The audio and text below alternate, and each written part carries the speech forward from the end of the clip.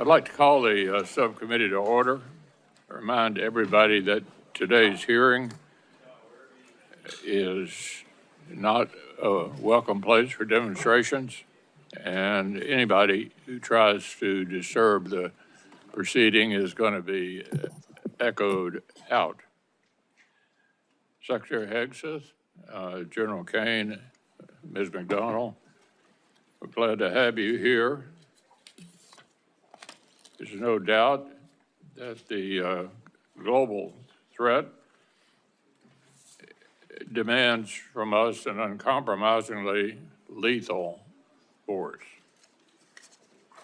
And your efforts over recent months to renew the department's focus on lethality and your attention to the concerns of service members at the tip of the spear are worthwhile and appreciated.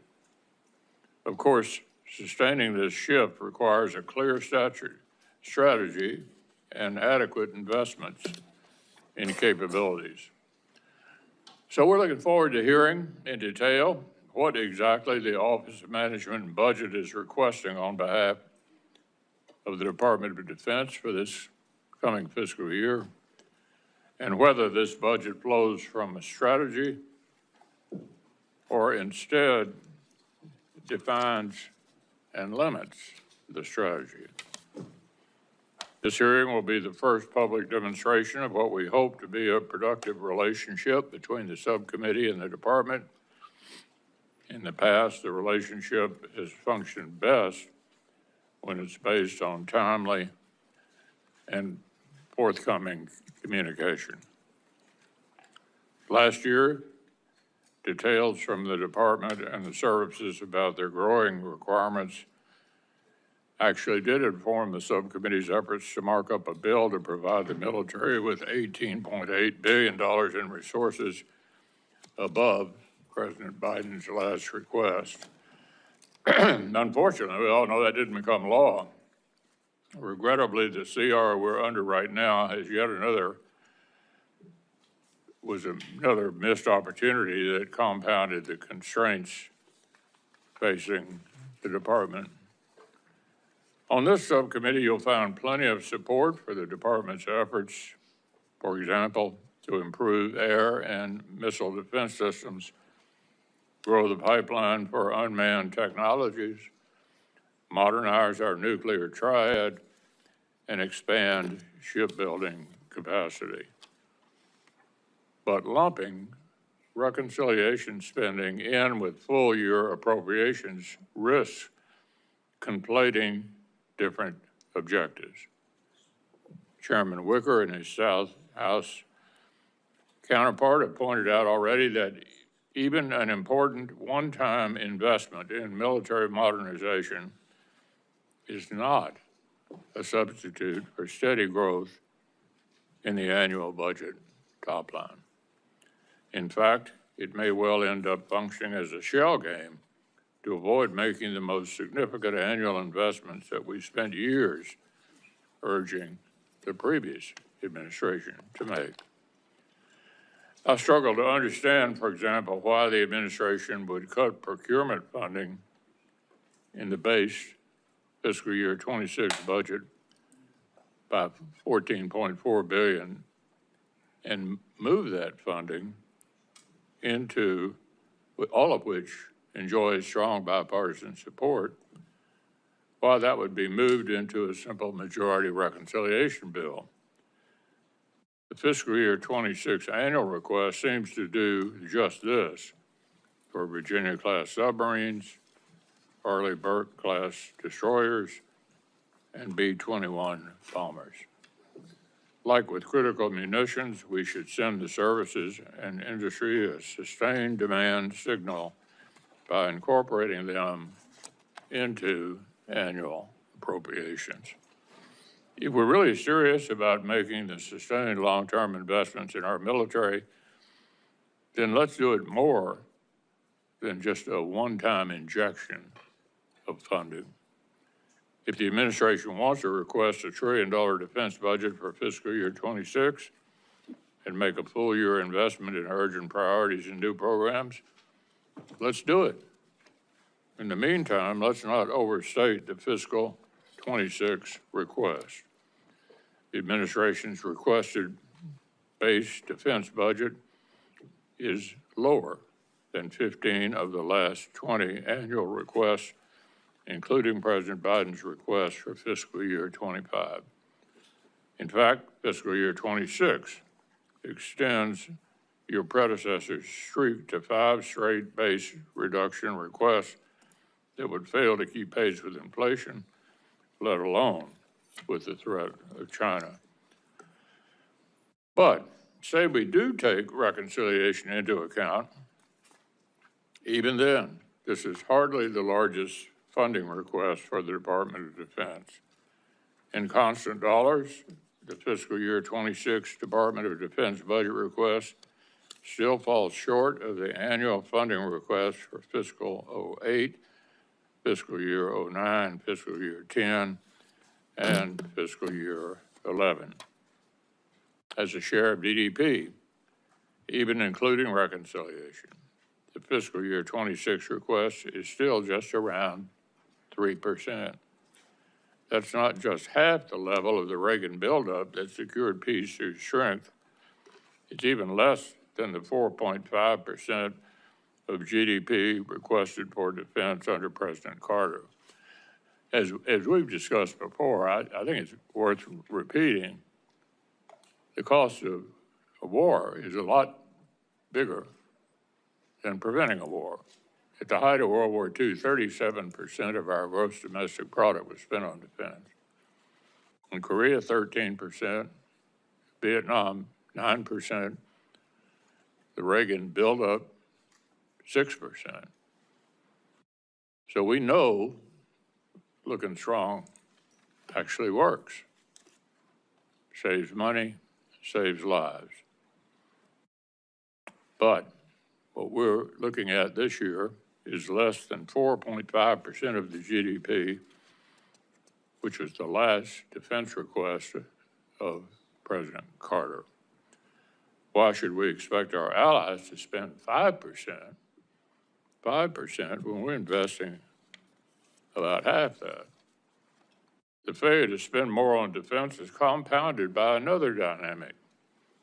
Every year, a greater share of the defense budget goes to cover costs other than modernizing and procuring new weapons and equipment for our fighting forces. Without additional resources, rising personnel and operations and maintenance costs risk crowding out new capabilities. How we will allocate taxpayer dollars is an expression of our political will. We can't expect our adversaries to take American hard power seriously if we don't put our money where our mouth is. But as I mentioned, we're also interested in your articulation of the strategy that informs, or is it informed by, the administration's budget? How does that strategy account for adversary alignment?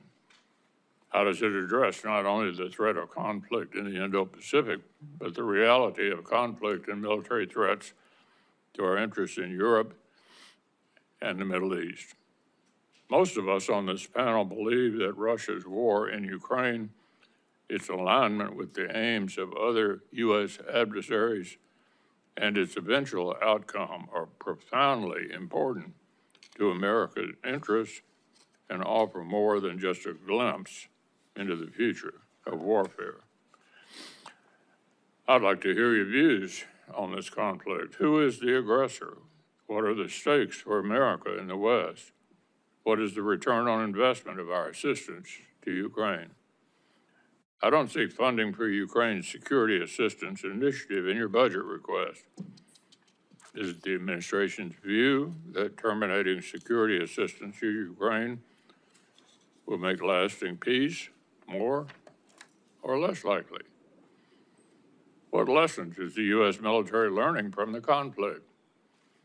How will the Department of or industry continue to learn if we cut off our partnership with the world's leading battlefield innovators?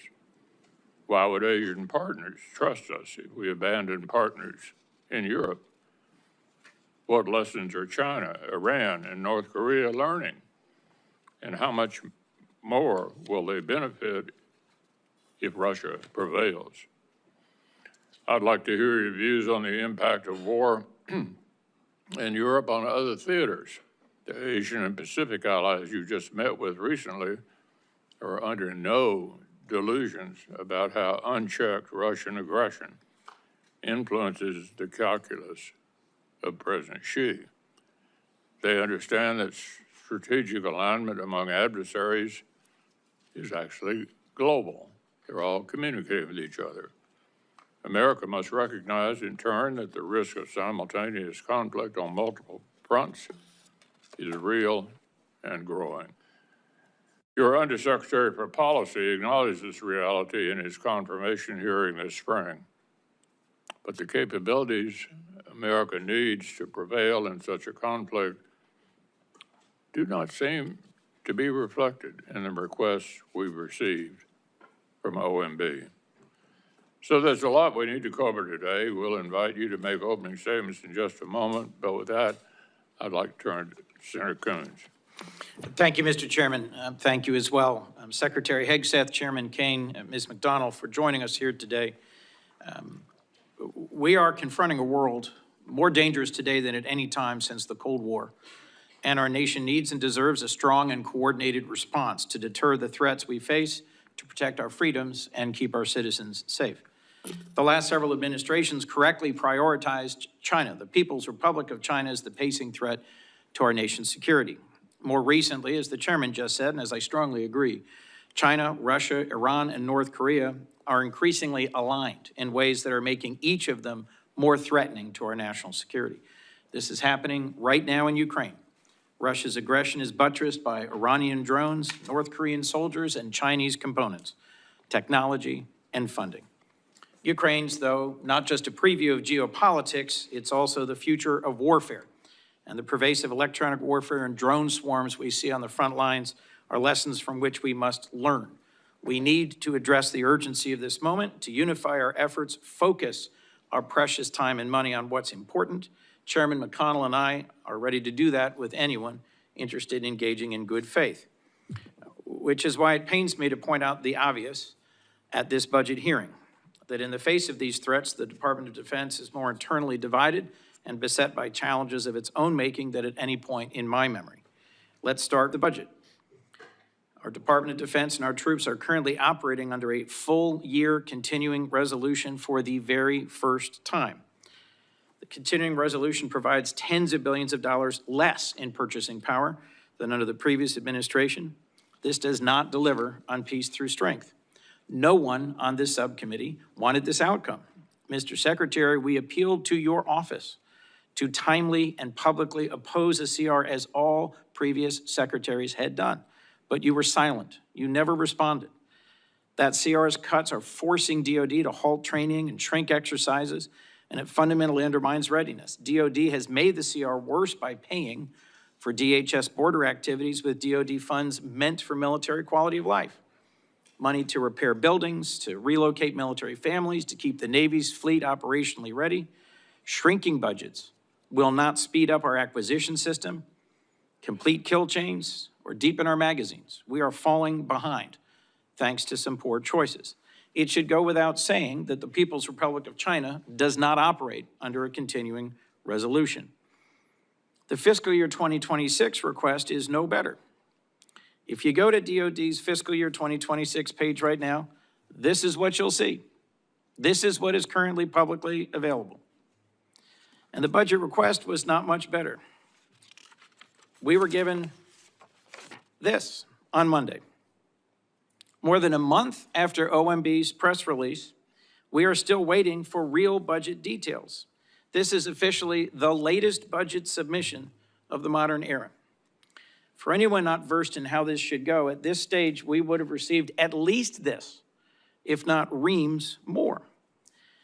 This committee, to do its job, wants to work with you on the details of exactly which programs and exactly which deployments and exactly which end strength you are requesting, so that in a timely way, we can complete our work and avoid another disastrous continuing resolution. But the department has been AWOL in the 26 debate as it was in the 25 debate. Bills are already being written, and the department's inability to explain its budget is slowly making it less relevant to what it receives in fiscal year 26 in our appropriations process. What's clear is the base request is exactly the same funding level as the FY25 CR that's created problems. Mr. Secretary, you're requesting an increase instead through budget reconciliation, a partisan gamble that I believe shows poor judgment about how to handle our nation's security. DOD's ability to take care of our warfighters should not be contingent on whether Congress can pass a bill that also explodes the national debt, gives billionaires tax cuts, cuts access to health care, in short, is controversial and uncertain. I think it sends a bad message to the U.S. defense industry about the uncertainty of appropriations for key systems at precisely the time we want certainty and we want more from them. Who wins in all this? Not the American people, our adversaries. Mr. Secretary, I'm also concerned that far more of your time so far has been spent inside the building on culture wars rather than outside the building deterring real ones. This administration began by firing a long list of qualified uniformed leaders without cause. The chairman of the Joint Chiefs, the chief of Naval Operations, the vice chief of the Air Force, the head of the National Security Agency, the U.S. military representative to NATO, the director of the Defense Health Agency, the head of the Coast Guard, and all of the Service Judge Advocates General. Continues to push out tens of thousands of civilians who should instead be repairing our ships, testing equipment, providing health care. It's rooting out fully qualified, combat-proven service members solely because they are transgender to satisfy a petty animus. And it's censoring service academy libraries so that no future leader of our military can read Maya Angelou or Janet Jacobs' book on the Holocaust. Even Jackie Robinson's World War II service photo is not safe from culture warriors. In January of this year, any patriotic American who met the qualifications could serve our nation, and the Marines at 29 Palms were training for the Indo-Pacific, not the streets of Los Angeles. We worried then about our enemies rather than each other, and we should return to that model. We also, frankly, need to get back to partnering with and supporting our allies. This administration has publicly and repeatedly threatened to seize the territory of NATO allies and retake the Panama Canal. The president paused aid to Ukraine, both intelligence partnership and military support, in the middle of their just war against one of our primary global enemies. And at times, rather than help and partner with our allies, we've levied massive tariffs against our partners. The department's fiscal year 26 request compounds these mistakes by explicitly eliminating assistance to Ukraine and slashing security cooperation with allies around the world, sending exactly the wrong signal. Our global network of strong allies is our asymmetric advantage. The administration's budget request may try to abandon our allies, but this Congress should not. I'll also cite a predecessor in your role, Secretary Mattis, who testified to Congress that we need to complement strong investments in defense with comparable investments in diplomacy and development. In fact, I think he once said famously, if we don't spend adequately on diplomacy and development, I will need more bullets because we will be in more wars. Yet DOJ has shredded our development work, shredding trust as well with partners and allies. Last, I'm troubled by the chaos and poor judgment that have been on full display from the Pentagon front office. Mr. Secretary, you should not have shared operational details of U.S. military strikes on signal with other executive branch officials or personal acquaintances. Mishandling important and sensitive military information in the middle of an operation by a secretary is unthinkable.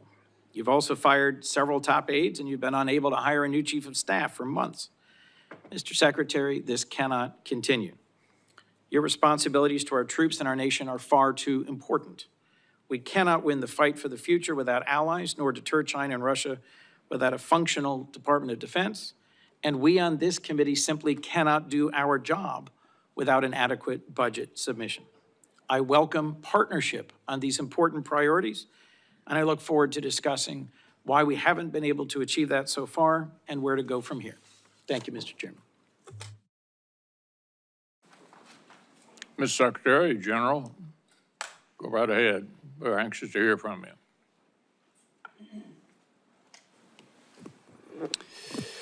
Well, Chairman McConnell, Ranking Member Coons, distinguished members of the committee, thank you for the opportunity to testify in full support of President Trump's proposed fiscal year 2026 budget for the Department of Defense. I'm honored to testify today alongside General Dan Kaine, Chairman of the Joint Chiefs of Staff, and Bryn McDonald, who is performing the duties of DoD's Comptroller and Chief Financial Officer. We're also very proud to represent and serve our warriors and their families. Today, as they do every day, they're keeping America safe. They're defending the homeland. They're standing up to communist China. They're working hand in glove with our allies and partners, and they are achieving peace through strength. This morning, I'd like to start by thanking this committee and Congress for your bipartisan leadership to give our troops a big pay raise in 2025. This included an additional 10.5% raise for our junior enlisted service members, E1 to E4. Thank you also for improving other initiatives that will improve quality of life for our warriors and their families. With a focus on our troops and their loved ones, I've directed additional actions that will further improve their quality of life. These include making historic investments to improve living conditions in barracks and base housing, reforming the PCS process to reduce the cost and stress of these moves, and improving the quality of care provided to our defense healthcare system. The best part of our job, of my job, is meeting and interacting with the troops and their families. I hear their concerns. I know how it feels to face these challenges. I've been there recently. Each of these initiatives responds to feedback I or we have received directly from the force. We will keep listening and keep looking for ways to improve their quality of life. Under President Trump's leadership, this budget puts America first and gives our warriors what they need. The $961.6 billion budget request, which is over $1 trillion for national security total, will end 4 years of chronic underinvestment in our military by the Biden administration. Now, as is custom with first-year administration budget releases, additional time was necessary to implement presidential initiatives. So in the last 4 months, we have moved very quickly to reverse course after 4 years of weakness and mismanagement. We found nearly $30 billion in savings across the department. We killed wasteful programs, targeted bureaucratic excess, and redirected funding from Biden-era priorities to President Trump's priorities. Working with the Department of Homeland Security, we increased border security, to say the least. We reduced China's malign influence in our hemisphere. We defended freedom of navigation in the Red Sea. However, because of so much deferred maintenance, we still have a lot of work in front of us to achieve peace through strength. So to carry out the president's mission, we've set 3 priorities for the department: restore the warrior ethos, rebuild our military, and reestablish deterrence. First, we're restoring the warrior ethos. President Trump charged me to focus relentlessly on warfighting, lethality, meritocracy, standards, and readiness, and that's exactly what we're doing. We're refocusing on what's important, our warriors. We're sweeping away distractions and bloated bureaucracy. We set standards that are high, equal, and unwavering. DEI is dead. We replaced it with a colorblind, gender-neutral, merit-based approach. And our force is responding incredibly positively to these changes. Because of President Trump, recruiting and retention is higher than it's been in decades. This budget provides a historic level of funding for military readiness, putting our warfighters and their needs first. And young Americans are responding and signing up in droves. Second, we are rebuilding our military. 25 years ago, our military was unchallenged, yet we squandered that advantage as China carried out an unprecedented military buildup. President Trump is correcting those mistakes. We're reviving our defense industrial base, reforming our acquisitions process, and rapidly fielding emerging technologies and new weapons so that our warfighters can meet the challenges of an evolving threat field. This budget invests $25 billion in Golden Dome for America, a down payment on President Trump's priority to defend our homeland. It also commits more than $62 billion in total to modernize and sustain our nuclear forces as we face rising nuclear dangers. The budget allocates $3.5 billion for the F-47, the world's first sixth-generation air superiority fighter. The budget will also revitalize our shipbuilding industrial base with $6 billion in funding in FY26 and $47 billion total in shipbuilding. The budget also significantly increases funds to buy next-generation technology, including autonomous systems, long-range drones, long-range fires, and hypersonics. We will put these capabilities in the hands of our warfighters. These steps will keep us the strongest and most lethal force in the world. Third, we're reestablishing deterrence.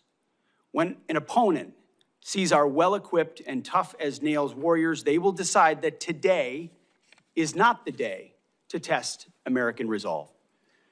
Credible deterrence starts at home. It starts with securing our borders. We will achieve 100% operational control of our border, and so far border crossings are down 99.9% from the open border policies of the previous administration. The Indo-Pacific is our priority theater, and China is our pacing threat. That's why I've traveled to the Indo-Pacific twice already to visit our forces and meet with our allies and partners. As we shift our focus toward the Indo-Pacific, President Trump looks to our allies and partners to be force multipliers alongside the United States. We are making progress in that endeavor on multiple theaters. We applaud those allies and partners who are stepping up, but also need more done more quickly, to include with our partners in Europe. As the rightly pointed out, it is only fair that our allies and partners do their part. We can't want their security more than they do. The Defense Department is executing a common sense agenda to achieve peace through strength. The threats we face are serious. Our investments to counter them must also be. That's what this budget does. It matches capabilities to threats. We long for peace, so we must prepare for war. We are overcoming decades of neglect and decline. We must fortify our position as the world's most lethal fighting force, and that means acting fast. This committee is a critical partner in everything we do. Your leadership and oversight is essential. We look forward to accomplishing these goals to achieve peace through strength, support our warriors, protect our citizens, and do right by our taxpayers together. May God grant us the wisdom to see what is right and the courage to do it. Thank you. Chair McConnell, Ranking Member Coons, Chair Collins, other ranking members of the committee, senators, thank you for having me today. I'm honored to join Secretary Hegseth and Ms. Bryn McDonald to appear before you today to testify on the President's fiscal year 2026 budget. Today's hearing reflects our shared commitment to maximize efficiency and accountability of our taxpayers' dollars, ensuring every expenditure increases the lethality and survivability of our joint force, and providing our warfighters with the advanced capabilities and cutting-edge technologies at scale required to dominate our adversaries. I've got deep gratitude for the leaders in this room and your commitment to help deliver the capability and capacity required of our 2.8 million service members, civilians, and their families to deliver peace through strength. It's my responsibility as chairman to understand, advise, and integrate our joint force capabilities to confront the risks that we face worldwide. This demands a comprehensive understanding across every domain, land, sea, air, space, and cyber, across all the military services, every region of the globe, and all time horizons. It also requires making hard, informed decisions about where to recommend we prioritize our finite capital that you give us in order to determine and return the ROI on that capital. The President's budget enables the joint force to defend our great nation from adversaries, Mr. Chairman, as you said, seeking to do us harm. We're relentless in our pursuit of innovation and technology that allows us to hopefully deter war at every opportunity while ensuring that we're positioned to win should we be called upon to do so. This budget empowers the joint force to get after the Secretary's 3 pillars, as he mentioned, restoring the warrior ethos, rebuilding our military, and reestablishing deterrence. We intend to deliver that through ensuring that the joint force is properly armed, globally integrated, and ready to go. As I mentioned, the President's budget invests in our warfighters. To win on the battlefields of the future, our forces must be properly armed now, at scale, with the right mix of capabilities: lethal, modern, reliable, and survivable. Victory requires people and platforms that will allow us to overmatch the enemy, systems that will work under the most harshest conditions, and technologies that will give our warfighters a lethal edge. The budget gives us the necessary tools to reinvigorate our national and defense industrial base. And our nation is full of incredible talent. We need every bit of it to support the warfighters' demands. This budget also helps the joint force to become more globally integrated. We are relationship entrepreneurs in the joint force, not only working together with our military, but our allies and partners, the interagency, and industry to deliver the capabilities that we've got to have. Finally, the President's budget reflects our mandate to be ready, always on the account, anticipating the next fight, not fighting the last fight, in order to deliver for our force and their families. And our force and our families are most important part. This budget makes meaningful investments in our service members and their families, improving quality of life, housing, and medical care, and the moving process. As long as our most precious asset, our people, are properly armed, integrated together, and ready to go, our citizens will be defended, our enemies deterred, and our nation safe. Speaking of keeping our nation safe, I want to highlight the gunnery sergeant behind me, the senior enlisted advisor to the chairman, who after 37 years of selfless service to the nation and as the nation's highest ranking enlisted service member, will retire from the service later this month. And he and his wife, who's also a Marine, have gone all in over and over again. It's an honor to serve every day alongside some of the most extraordinary warriors, civilian teammates, civil servants, and our families in this nation have ever known. I assure this committee that the Joint Force remains committed and ready to go. With your continued support, we'll maintain the competitive edge that we need to have. I'm also reminded to always remember our deployed service members right now and their families, who are right now, as we sit here today in this hearing room, out there doing our nation's business. And I would ask us all to remember our fallen and their families, who continue to show us what right looks like. I thank you for the Congress and this committee for the support, and I look forward to your questions.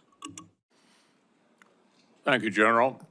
Mr. Secretary, probably won't surprise you, but I'm going to start with Ukraine. And I'm going to ask you a series of questions, but I don't want you to linger on any one of them, but answer the series of questions in one answer. Number one, who's the aggressor and who's the victim in the conflict? Russia is the aggressor. Which side do you want to win? As we've said time and time again, this president is committed to peace in that conflict. Ultimately, peace serves our national interests, and we think the interest of both parties, even if that outcome will not be preferable to many in this room and many in our country. Which side is President Xi pulling for? Well, as was stated by both of you, we obviously understand, unfortunately, under this administration and the policy, under the previous administration and the policies they pursued, it has driven Russia and China closer together. So there's no doubt that China would prefer that Vladimir Putin have a good outcome. But it would also prefer a prolonged conflict that would keep us and other countries tied down and incapable of paying attention to the malign influence of China elsewhere. One thing I'm sure we agree on is we don't want a headline at the end of this conflict that says Russia wins and America loses. And given the fact that all of our adversaries are communicating with each other, that's extremely important if we're going to continue to play the role in the world that the vast majority of members of Congress think we should still play, particularly now that our adversaries are more significant than they have been since the Berlin Wall came down. With regard to the money we're spending, what's the return on the investment of our security assistance to Ukraine? Senator, I would just say, given the approach of President Trump, that's not the headline, regardless. The previous administration, under the Obama administration, Crimea was invaded, and we gave them blankets. Under President Trump, during his first term, he gave the Ukrainians javelins, and the Russians did not invade. Under Biden, the Russians did invade, and aid was slow-walked incompletely, and as a result, it became a gridlock. Thankfully, the javelins that President Trump provided actually stalled the Russian advance. Now we are at a place where Vladimir Putin knows that President Trump is strong. He knows his word means something, and as a result, a negotiated peace in Ukraine makes America look strong, makes us look like we understand the state of the world and where we want to be focused, even if we understand that Russia's the aggressor, and we applaud the efforts of the Ukrainians. There is a moment where you have to recognize what exists on the battlefield and that a better outcome is a negotiated peace to stop the killing and stop the slaughter. And our budget reflects that perspective. If I may, Mr. Secretary, I'm not here to defend the previous administration. They were completely inadequate anyway. And I think you could make an argument that the precipitous withdrawal from Afghanistan was like a green light to Putin. But we are where we are. And beating up the past is not a plan for going forward to the. What has benefited the United States, I think you would agree, 38 different states have produced weapons or parts of weapons out of the money that the Ukraine supplemental package passed last year. 2 new members of NATO now increased spending by virtually all of our NATO allies, which President Trump deserves part of the credit for encouraging that. Vladimir Putin probably guaranteed it would happen.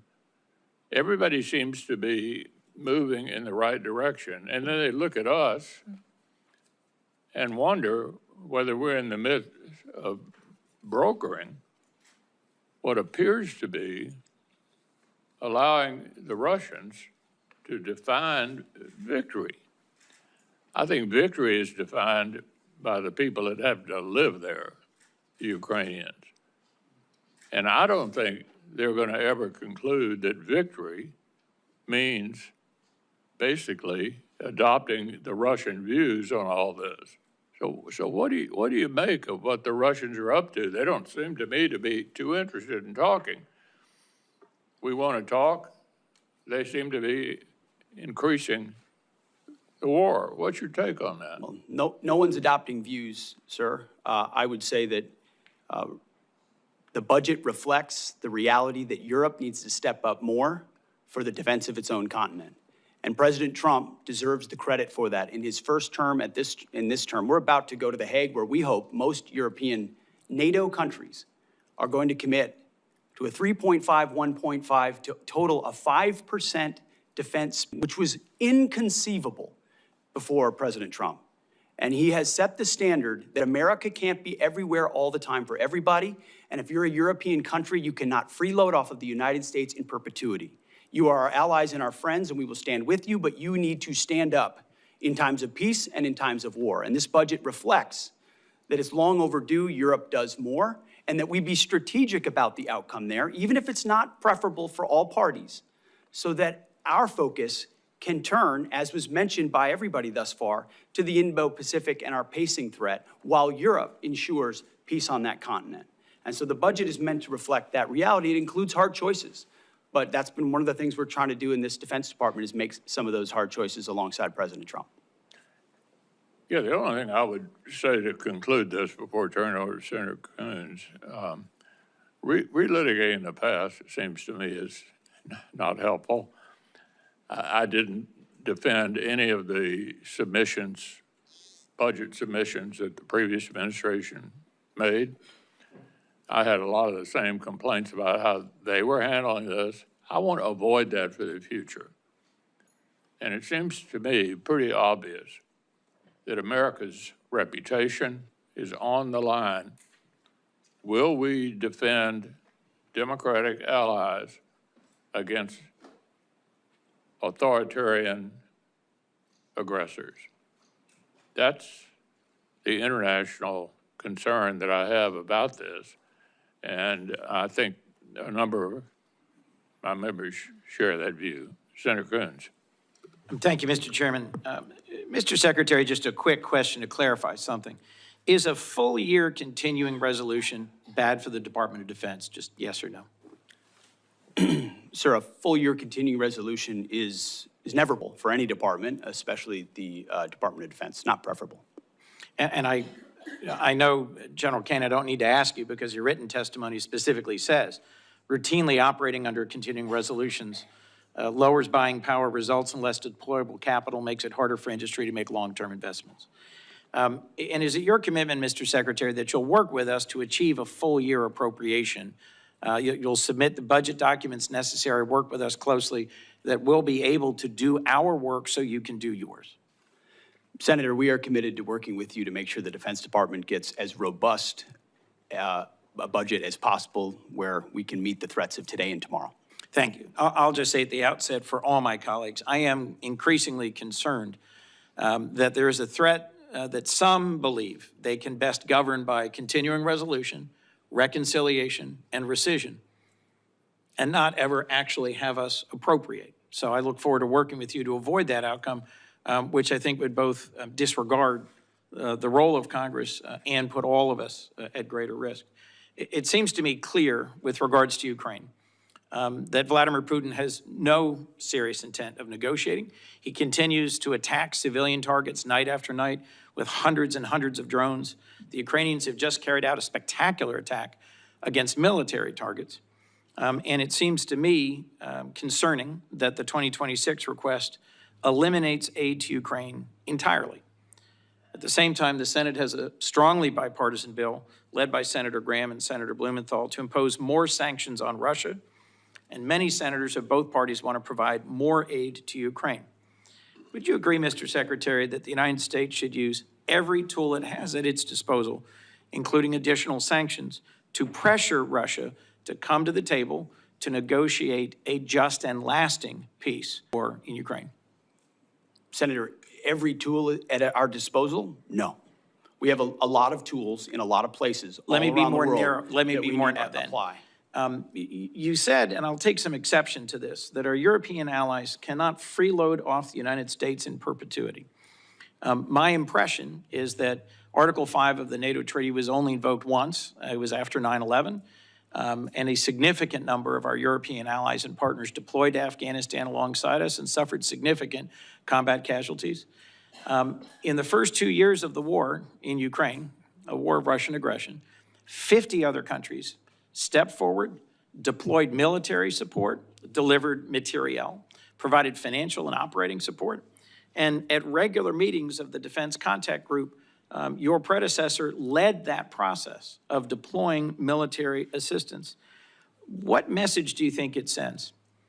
That as Ukraine continues to suffer day after day of punishing attacks on civilian centers, we're not using the $3.8 billion in presidential drawdown authority that remains to send additional air defense and interceptors, and you yourself chose to not attend the Ukraine Defense Contact Group. Mr. Secretary, why not use the already appropriated presidential drawdown authority to deliver defense material badly needed by Ukraine? Well, Senator, as you know, the presidential drawdown authorities 71 through 74 still apply, and they are still flowing. There's some in reserve.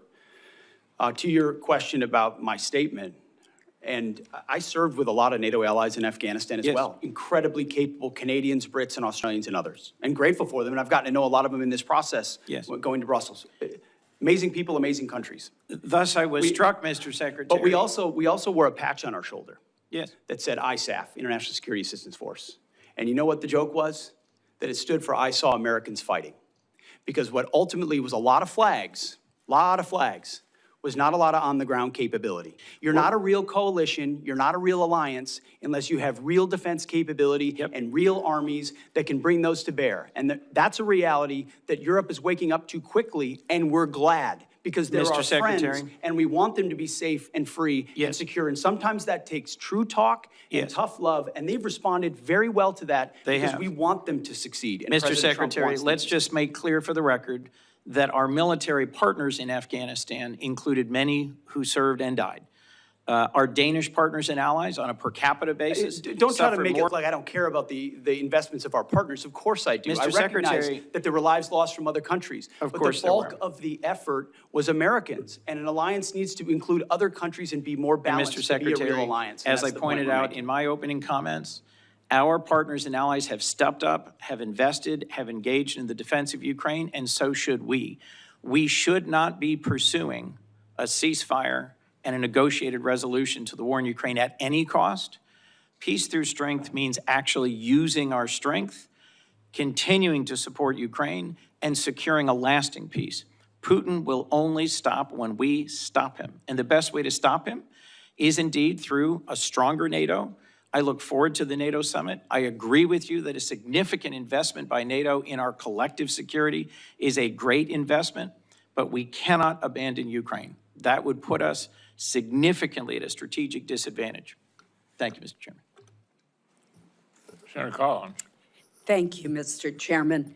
And let me start by thanking you for framing what is at stake and for your emphasis on Ukraine. I also agree with Vice Chair Coons that the department has been unacceptably slow in providing us with the account level information that we need to draft the defense appropriations bill. I agree with him that a CR is not conducive to the smooth and effective operations of the department, but I would respectfully point out to my colleague that the Appropriations Committee reported the Defense Appropriations Bill before the August recess, and it was the Democratic leader who decided not to bring the bill to the floor. And that is why we ended up with a continuing resolution. Mr. Secretary, let me turn to you now. You recently stated that DOD is focused on the strategic threat posed by China, and that this threat is, and these are your words, real and could be imminent. And I agree with you. China now fields a navy of approximately 400 ships and is expanding its fleet at a pace that far exceeds ours. The U.S. Navy currently has only 293 ships, clearly inadequate. Yet the Department of Defense budget for FY26 proposes funding for only 3 additional ships, a Columbia-class submarine, a Virginia-class submarine, and an ocean surveillance ship. No funding in the base budget is requested for DDG 51s, the Navy's workhorse surface combatant. Instead, the administration unwisely is relying on reconciliation to fund a second Virginia-class submarine and 2 Arleigh-Burke-class destroyers. Reconciliation, Mr. Secretary, was meant to provide one-time supplemental funds to augment the defense budget, not to supplant the investments that should be in the base budget. Could you explain the department's rationale for excluding these critical war-fighting platforms from the annual appropriations request and creating instability for future defense budgets? Well, Senator, I appreciate the question. There are a lot of complexities that go into how budgets are formed. From the view of our department, working on Capitol Hill and with the White House, is that we have 2 bills and 1 budget. So when I look at the threats that we face in the Indo-Pacific, that is precisely precisely, as we've worked with the chairman and the joint staff and across OSD and all the COCOMs, that has precisely been the compass by which we have judged the capabilities that we need. So when you look at the totality of the $961 billion or $1 trillion total over national security, that's 19 new ships. It's a historic investment in shipbuilding. It's over $6 billion in the shipbuilding defense industrial base. It's long-range fires, it's hypersonics, it's pre-positioning stocks, it's critical munitions. It's all focused in ways the previous administration talked a lot about, but we are actually making the tough choices to invest in. So I understand the dynamics of base bill versus reconciliation, and I concede that, ma'am. But ultimately, we're looking at it as one investment for FY26, and we think with a 13% increase over last year, that it's a historic investment. Well, I would point out that the budget overall actually provides less buying power than the FY25 enacted budget because it does not adjust for inflation. And I hope that's something that we can work together on to correct. Let me turn to another issue. The Portsmouth Naval Shipyard in Qatari, Maine, overhauls the Navy's submarines, nuclear submarines. Senator Shaheen and I helped to secure an exemption from the hiring freeze for the shipyard, and that is absolutely essential. But if I could speak for Senator Shaheen as well as myself, both of us are hearing from shipyard leaders as well as the Navy, as well as the rank and file workers, the union leadership, that the delays in hiring and onboarding across the workforce, from frontline mechanics to security personnel, continue. Could you speak to what is causing this delay since the exemption from the hiring freeze was granted months ago? Well, it's a great point, Senator. I will have our team dive into that because that should not be the case. There was very specifically exempted because of the importance of those shipyards, and whatever we can do to speed it up for you, we will do. Thank you. Thank you, Senator Collins. Senator Murray and then Senator Graham. Thank you very much, Mr. Chairman.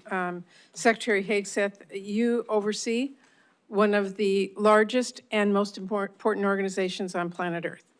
More than anything, the Department of Defense needs stable, competent, and strategic leadership. And much as I had feared back in January, it is not what we are seeing under your leadership. In a matter of months, you have lost top aides and reportedly struggled to hire new ones. You have fired highly respected top military officials. You shared highly sensitive attack plans over Signal and apparently with people in your own personal circles, and you've not taken responsibility for those mistakes. All the while, the security challenges we face have grown larger, not smaller. And then in the face of these challenges, you've taken a series of actions that weaken our posture. For example, in my home state of Washington, which is home to many DoD installations critical to our Indo-Pacific strategy, you have pushed out almost 2,000 highly trained civilian employees, including at Puget Sound Naval Shipyard. Mr. Secretary, you talk about returning the department to its mission of warfighting, but I am repeatedly hearing that your policy and personnel changes at the Pentagon are only undermining, not strengthening our military's preparedness to protect our country. You are deploying the American military to police the American people. You're sending the National Guard into California without the governor's request. Sending the Marines not after foreign threats, but after American protesters. And now President Trump is promising heavy force against peaceful protesters at his DC military parade. Those sorts of actions and that sort of rhetoric from a president of the United States should stop every one of us cold. Threatening to use our own troops on our own citizens at such scale is unprecedented, it is unconstitutional, and it is downright un-American. We should all be speaking out against this and demanding accountability. Now, Mr. Secretary, I have to say, for people who tout their commitment to transparency and efficiency, I've never seen an administration more bent on hiding basic facts from American people. Your department has been unresponsive to congressional inquiries and oversight requests. All the while, you are working to muzzle the free press, denying journalists access to the Pentagon press corps. Now, before I turn to my questions, let me just note, it is now mid-June, and we only, just a few days ago, received some, but not all, important portions of your budget request. It should not have taken this long to get this request, and we do still need to see the justifications in order for this committee to do its work. We're missing those. Not having a full budget at this juncture is really unacceptable. So I am deeply concerned. So let me turn to my questions, and this is important. This administration has put the civilian workforce under attack from day one, encouraging resignations, firing probationary employees, instituting hiring freeze, requiring OPM to approve any new hire one by one, and now, new last week, requiring prospective employees to explain how they would, quote, help support the president's executive orders and policy priorities. We have spoken with military installations across our country. Almost all of them have been forced to fire skilled civilian employees who are badly needed. And all of them also have hundreds, and in some cases thousands, of new hires ready to bring on board, but now have to individually be reviewed by OPM, apparently to ensure that they support the president's priorities. Secretary Hegseth, I want to know, and keep your answers short, I have limited time, will you be firing more shipbuilders, yes or no? Senator, we haven't fired shipbuilders. We've offered right sizing of our civilian positions, which So everyone in this committee would acknowledge that the Defense Department has had a bloated bureaucracy for a long time, have given a voluntary process by which some people can choose to take a DRP. I'm just asking you so a it's question. not a firing of shipbuilders. Okay, so that's a totally disingenuous characterization of what our department is doing. We are focusing on shipbuilding. Mr. Secretary, do we need more or fewer shipbuilders? We are investing historically in our shipbuilding defense industrial base and workforce and ships in this budget, more than anything the previous administration ever did. So, well, you managed to fire highly skilled workers, including my home state of Washington, for no reason. So let me just say, the Navy needs welders, not people who can recite a president's executive orders. If the Navy wants to hire a qualified candidate for the role, but that candidate happened to vote for or donate to Democrats, would they be hired? Senator, there's never been a litmus test for hiring welders. Well, if you can weld, you can work at the Defense Department. That is what they are being asked. And Mr. Secretary, I just have to say, we need to drop the politics in our military. We need to hire the best people. We do not need to force them out. That is simply the case at this point. I'm out of time. Thank you, Mr. Chairman. Senator Graham. Thank you. Welcome. One of the things you're trying to do is hire people based on merit, right? Yes, sir. You could care less if they're libertarian, vegetarian, Democrat, Republican, as long as they can do the job? Yes, sir. Okay, all right. More people are joining the military now than any time in recent memory, right? Yes, sir. So the situation described by Senator Murray is not being viewed by other Americans because they're signing up in droves. Senator, there's been a historic surge. You know why? Because they think you're a winner. They think you're going to lead. They think you're going to have their back. That's why they're signing up. Keep doing what you're doing. Now, do you agree that the world kind of miscalculated Hitler in the 20s and 30s? Certainly did not understand the scope of the threat. Yes, Like Senator. the guy wrote a book, I want to kill all the Jews, and nobody believed him. You remember that? General Kaine, is that a fair statement that the military-industrial complex of the 20s and 30s really didn't miscalculated Hitler? Yes, sir. The danger of that is like 50 million people get killed. So let's don't do that now. As to Iran, they say they want to kill all the Jews. Do you agree with them? I believe they mean what they chant. Yes, Senator. Do you agree with that, General Kaine? Sir, I think they've got some agendas for sure to Well, is advance that agenda to use a nuclear weapon against Israel? Sir, I think they would potentially. They had a nuclear weapon, would they use it against Israel? In your professional military judgment? Sir, I think they'd use it to pressure Israel. I don't know whether they would use it. Well, is it 50-50, 60-40, 70-10? What is it? Sir, I don't know what the percentage is. Well, you can't be wrong, can you? What does Israel think? Sir, I think they think they would potentially What do you use think, nuclear. Mr. Secretary?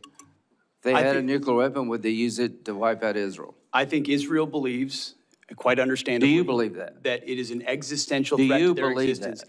Hold on, and then in the hands of the wrong Iranian, a cleric or a radical, that they would seek to Well, use is this a radical cleric that exists there today? Well, as of If right he's now, not, yes. who the hell would be? So I'm trying to get everybody to think, let's don't do what we did in the 30s. They're going to use a nuclear weapon if they get it. Are they trying to build a nuclear weapon versus a peaceful nuclear power program, Mr. Secretary? Have the Iranians been trying to build a nuke?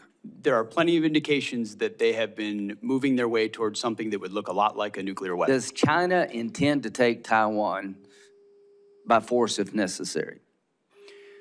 We don't believe they've made that decision yet, but certainly if you look at their exercises that they're performing in that area, they What look do a you lot think, like General what that would Kaine? look Do you like. think China is intent on taking Taiwan? Sir, I think it's not to split hairs, but I think it depends on what you define take. I think if I mean, like, take it over. I think if they could get them their way, for sure. Do I think they're going to use military capability? Maybe, maybe not. Do we need to be prepared for that? Yes. Is Putin going to stop in Ukraine? I don't believe he is, sir. I think he'll What do you go think? until. What do you think, Secretary? Is he going to stop? Remains to be seen, Senator. Well, he says he's not. I mean, you know, this is the 30s all over. It doesn't remain to be seen. He tells everybody around what he wants to do. Are you familiar with his military buildup in terms of armaments? It's well beyond what we need to do to take Ukraine. Listen, I like what you're doing. I just think we got to get this stuff right. Iran cannot have a nuclear weapon because they'll use it. They're homicidal maniacs who are religious Nazis. China is an expansionist power who will take Taiwan if we don't deter them. Russia will dismember Ukraine and keep going if we don't stop them. Radical Islam, are they still out there, General Kaine? Sir, I think there are still folks that would do America harm. So is ISIS dead? No, sir. Is Al-Qaeda dead? Mostly, and dying more every day. Yeah, but are they still out there trying to get here? Yes, sir, to a So certain the extent. threat of radical Islam is still real to the American people? Yes, sir, if allowed to scale. We Yeah. work hard to not allow that to happen. And how you do that, you hit them over there before they come here, right? So we have a variety of ways, as you know. It's better to have partners than do it by yourself? Always, sir, yes. Okay, so go over just a little bit. The point is, radical Islam is out there. They're trying to get here. Ms. Secretary, if they had a nuclear weapon, would they use it? Would Al-Qaeda use a nuclear weapon if they had one? Senator, a nuclear weapon in the hands of al-Qaeda would be a very bad thing. Is there a whole lot of difference between a nuclear weapon in the hands of Al-Qaeda and the Ayatollah in Iran? I don't think so. They just have a different religious reason to do it. The point is, these budgets are important, but we need to up our game. We need to build more ships because China's building more ships. So we need to hit the enemy before they hit us. We need the ability to project. As to, final thought, as to Russia, China buys and India buys 70% of Russia's oil, Mr. Secretary. Are you familiar with that? Yes, sir. If they stop buying cheap Russian oil tomorrow, would that grind Putin's war machine to a halt? It's a vulnerability. Yes, sir. We have an ability through legislation to get China and India's attention that if you keep buying cheap Russian oil to empower Putin to kill Ukrainian children, you're going to lose access to our markets. I would urge you and the administration to use that tool to get the attention of China and India. I'll end with this. We're not going to evict every Russian from Ukraine. I'm a practical guy. But we got to end this war so we don't entice China to take Taiwan, and we don't encourage Iran to think we're just all talk and stopping their nuclear ambitions. So you live in very dangerous times. I want to help you. General Kaine, you're the right man at the right time. Thank you. Senator Reed, and then Senator Moran. Thank you, Mr. Chairman. Welcome, Mr. Secretary, Mr. Chairman. Mr. Secretary, you have already ordered 4,000 National Guardsmen into Los Angeles, plus 700 active duty Marines. That's against the advice and opposition of the governor, the mayor, and the chief of police of Los Angeles. And these forces are in addition to 11,000 military personnel, active duty and National Guard, that have been deployed to the southern border in support of Customs and Border Protection. Separately, the Department of Homeland Security has requested more than 20,000 National Guard troops to assist in, I quote, interior immigration efforts. And I understand you've approved an additional phase of 700 service members for this mission, with additional associated command and control from Texas, Florida, and Louisiana. This week, the Department of Homeland Security sent another request for DoD support to transport ammunition, quote, to authorize military forces to detain or arrest American citizens, to provide DHS with military drone surveillance support, and to have the Marine Corps advise DSH on running joint operations. Is it your intent to improve these requests, all of them? Well, Senator, we very much support President Trump's focus on defending the homeland on our southern border, as well as supporting law enforcement officials doing their job in ICE in Los Angeles who deserve not to be assaulted, accosted, and rioted while rounding up one of the 21 million illegals allowed in as an invasion under the previous administration. Are you prepared to authorize DHS to use drones and also to authorize military forces to detain or arrest American citizens? Senator, every authorization we've provided the National Guard and the Marines in Los Angeles is under the authority of the President of the United States, is lawful and constitutional. They are assisting in defending law enforcement officers and law enforcement facilities. So the answer is yes. In the execution of their job. The answer is yes. In the city of Los Angeles. How are you paying for this? Is this done on a reimbursable basis by the Department of Homeland Security, or is the Department of Defense paying for this? As we mentioned yesterday, a lot of this we are paying for, and some will collaborate with DHS on. And how is that done, given a CR which restricts your spending dramatically? What are you taking from? Readiness? Well, as we acknowledged, and I can pass to my colleague Bryn, who knows the details on this, but in 2025, where we took from, we have completely refunded and then some in the FY26 budget. Your whole ethic seems to be revolving on the lethality of the military force.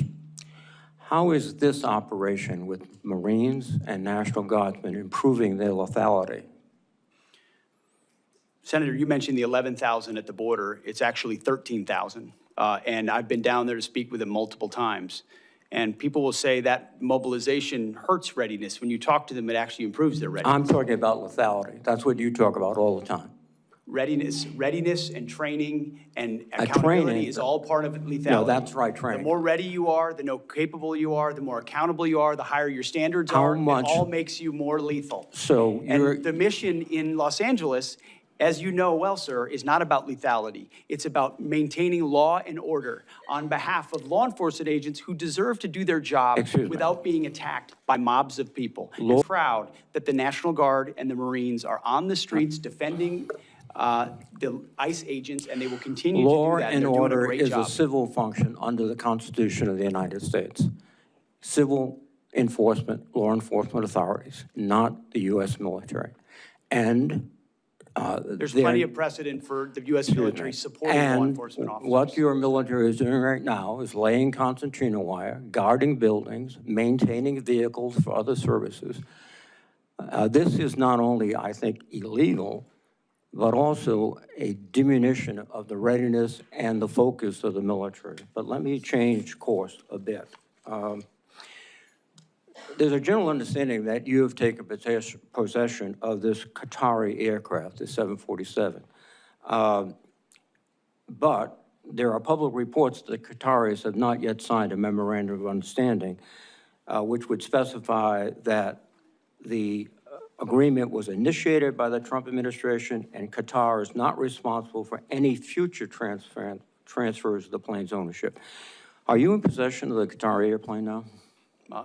Any specifics about future aircraft that could be Air Force One can't be discussed here, but Sure it can be there discussed is a here. Are you in conversation about a possession- memorandum of understanding. A memorandum of understanding remains to be signed, Senator. You have signed a contract with a company to reconfigure the aircraft. What is the price of that contract? That cannot be revealed in this setting, sir. Why can't it be repealed in this session? Well, this is the Appropriations Committee of the United States Senate. We appropriate the money that you will spend after it's authorized by my committee. And you cannot tell us how much the contract is for? You will have that number, Senator. It just No, can't be talked we want about it in a now. public It's realm. been signed, the contract has been signed, correct? The contract has been signed? The memorandum of understanding is not No, complete, and I'm therefore talking about it's the not contract with the American contractor. Has it been signed? It's nothing on that front that I'm aware of is being executed. Well, that's contrary to what we've all heard. Second thing, what's the delivery time in the contract? Again, the delivery time of anything of that sensitive nature is not for public consumption. Can you tell me the delivery time for the Boeing aircraft that were being prepared for Air Force One? Was that in the contract? One of the problems is that the way we actually procure aircraft in this country takes so long Oh, that yeah. when it's ordered, it's 7, 8, 9, 10 years late, requiring the necessity for a stopgap alternative. Well, no. What you've just said is that the Boeing information was public knowledge. The delivery date, the cost overruns, but this is not. Because this is not only a bad deal for the American public, it is just it's gratifying the president's ego. That's all it is. Thank you.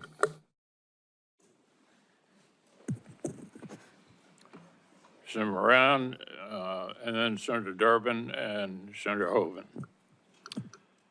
Chairman McConnell, thank you. Secretary, an issue for me as a Kansan, but an issue for folks who fly out of Ronald Reagan National Airport. January 29th, Army Black Hawk helicopter and a commercial airliner arriving at DCA from Wichita collided midair.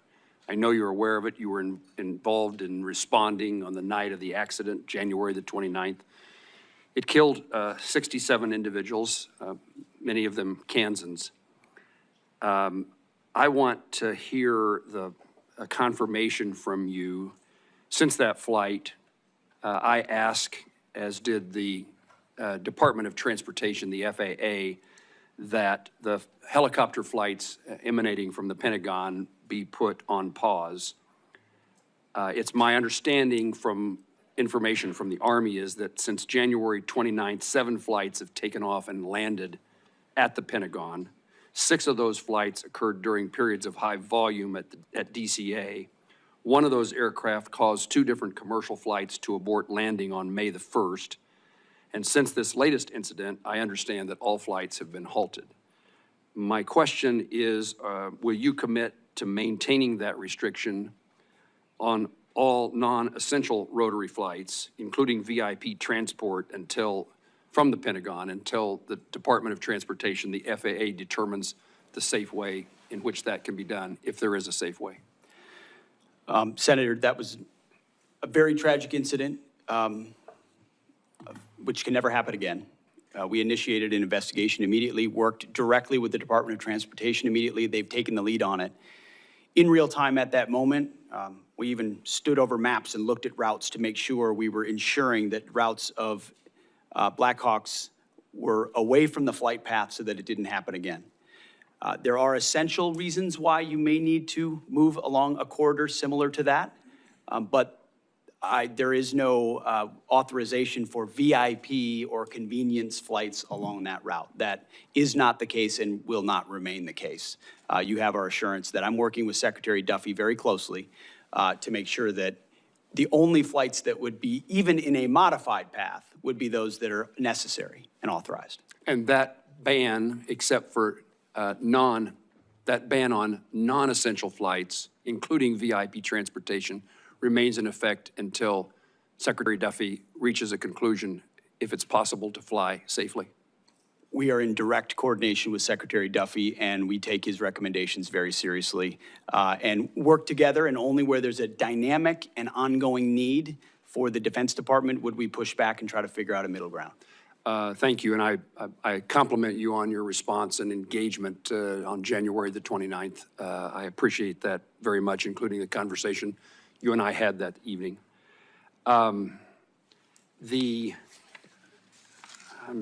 There's so many national and international issues I want to talk to you about, but I also want to make certain that some things that no other member of this committee would ask about a circumstance that I've encountered in Kansas, and we've sought the Department of Defense's help, and we're fighting, in my view, we're fighting the bureaucracy. We have a Army Corps of Engineers lake in Kansas. It's next to a city, a community called Council Grove. It's a county seat town of several thousand people. Their community depends upon the tourist traffic and usage of that lake. They had a manager, a ranger at that lake. The Corps did. Hiring that ranger shifted to another lake. The hiring freeze prevented somebody from being hired to replace that person. The Secretary of the Army, I appreciate his cooperation, signed a waiver to allow the hiring, but now have been told weeks to months for the Army Corps of Engineers to go through the hiring process to replace the person. And if I could get your attention or your staff's attention to see if there is not a faster way. This community says that the people who come to stay and visit the lake, so at the moment the marina is threatened to be closed, there's no one to clean the latrines, no one can check the permits, so it is unusable. And summer is the season in which this community thrives based upon visitors to the lake. And I was told by the Army Corps of Engineers they had the person they wanted to hire. That person had applied, but the hiring freeze prohibited him from being hired. And they have people in mind to be the seasonal employees to do the seasonal work at the lake. But now the bureaucracy, my word, not anybody else's, I suppose, the bureaucracy of the Army Corps of Engineers delays this even weeks or months longer. The season, we've already missed Memorial Day. Can you help me? This is an issue we were made aware of almost in real time, and the Secretary of the Army was very responsive. He was. And I'm actually meeting, as it happens today, with the Director of the Army Corps of Engineers to, across the board, identify where this is happening and free it up, so it'll get special attention. I appreciate that very much. The season is fast dissipating for the success of that community's economic well-being. It was reported that the Pentagon is or has diverted anti-drone technology intended for Ukraine to the U.S. Air Force in the Middle East.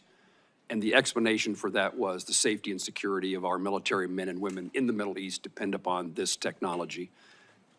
And I assume no one can argue with the importance of protecting our military. Was there a precipitating factor that caused that circumstance to be, that move to be necessary?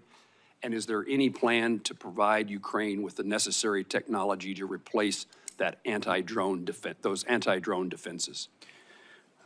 Senator, as you know, the Middle East is and remains a very dynamic theater.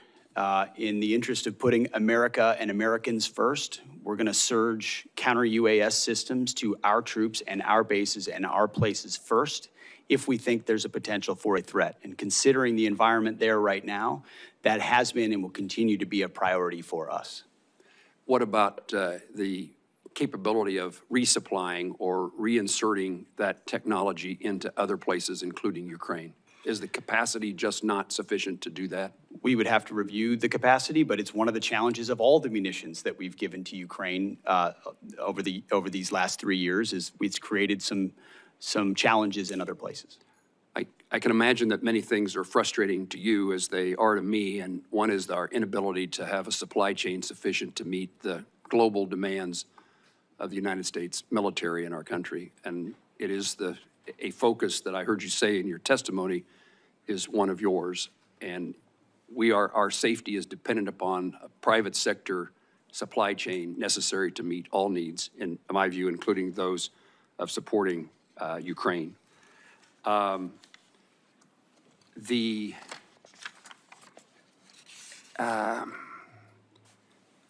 very supportive of the department's review of our withdrawal from Afghanistan, the United States withdrawal from Afghanistan.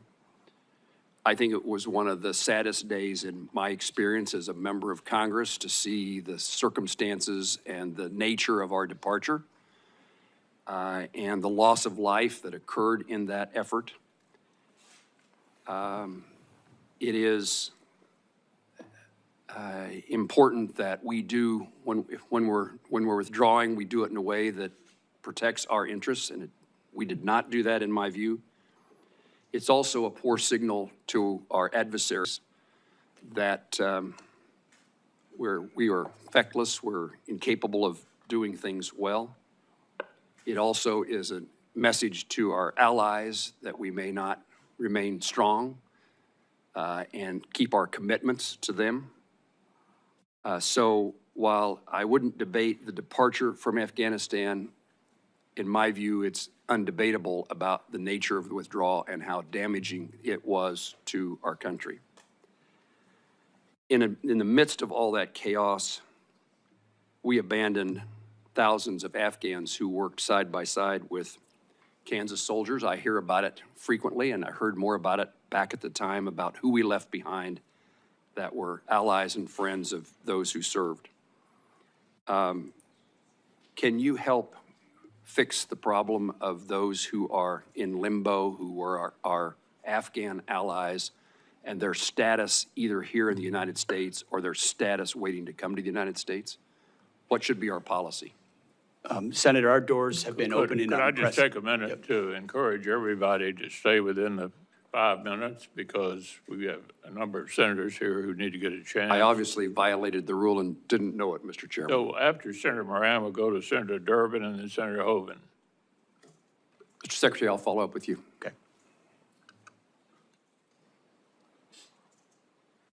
My turn.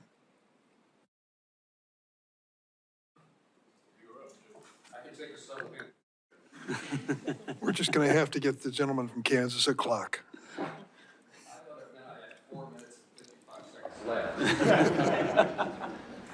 Mr. Secretary, I was surprised to learn that medical research has discovered the possible probability that men and women who serve our nation develop certain cancers more prevalent among them than the general population. Are you aware of this?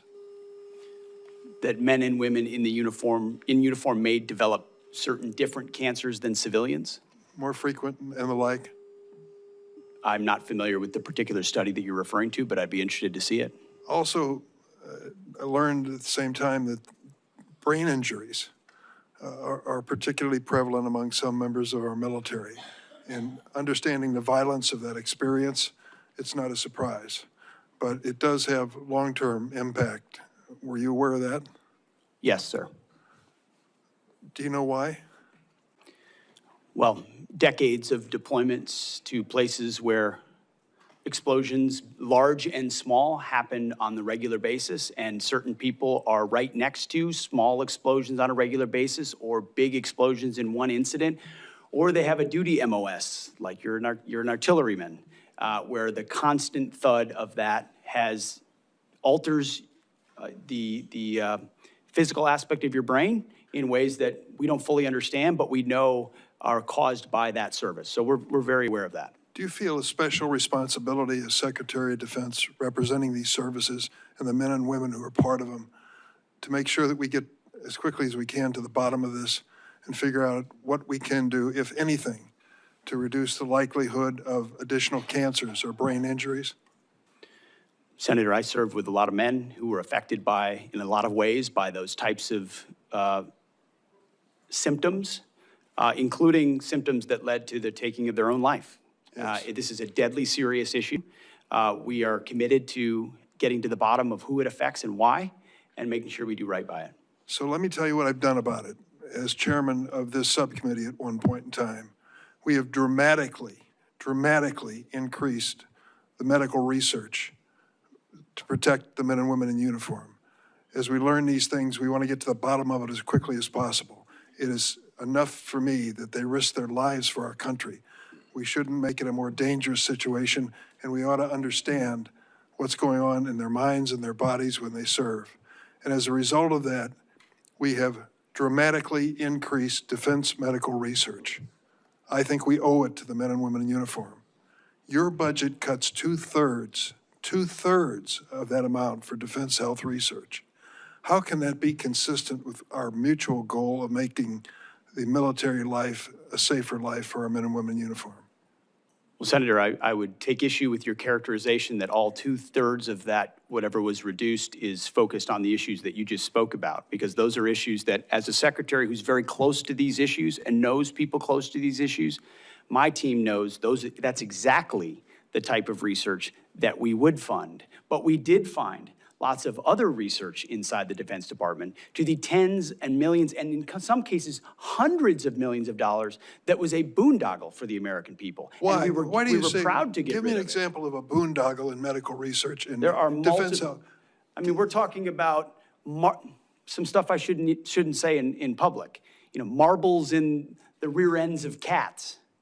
Tens of millions of dollars, things that don't have like the a connection to what you're talking about. So I respect the 350-year-old Social Security check that the president told us? Senator, I respect completely the issue that you're speaking with, and this department couldn't be more sympathetic to that and ensure that it's funded. But the Defense Department has been a place where organizations, entities, and companies know they can get money almost unchecked to whether or not it actually applies to things that happen on the battlefield. That's just not That's even what close. we worked very hard to find in ways that other secretaries have not. Let me tell you, This committee and others talk about waste, fraud, and abuse all the time. We have actually gone after waste, fraud, and abuse because every dollar that's spent is a dollar we can pour into the war eliminating two-thirds of the money for defense health research. Put that next to the decision to cut NIH medical research by 40%. Does that make America great again for these military families? I don't think so. $45 million for a parade, for God's sake. Money should be put in defense medical research instead of wasted on some pomp and circumstance for the president. This is not consistent with what the men and women in uniform deserve. Senator Hoeven, then Senator Schatz, Senator Bozeman. Thank you, Mr. Chairman.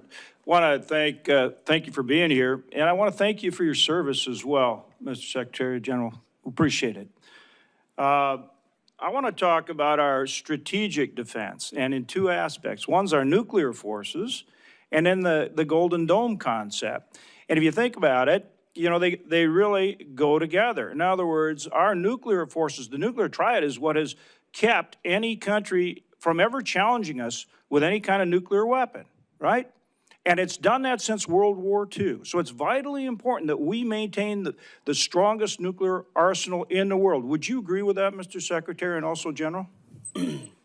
Senator, no doubt. Our nuclear triad is the silent foundation of our deterrent effect. And that's why this budget fully funds all three legs of the triad and makes sure we're leaning forward and ensuring we have the most capable nuclear deterrent possible. General? Sure, I'd agree with that, sir. Right, it is the bedrock on which all our conventional forces reside. So we've got to update our nuclear forces to make sure that they're always superior to any near-peer adversary. That's the Sentinel program. Now, in 2025, 1.7 billion was taken out, which we are putting back in through reconciliation, and there's 4.1 in 26 versus the 5 that was originally asked for by Air Force. But that's an overlap in terms of it's actually only 2.6 because that 1.5 is being brought back in. I want to know, and I want assurances, I'd like assurances from both of you that effort with Sentinel will be funded so that we stay on schedule with that vital upgrade. Secretary? If you want, we could have Bryn speak specifically to that. That we are funding it fully? Yeah, the key question here is a commitment to keep that on schedule.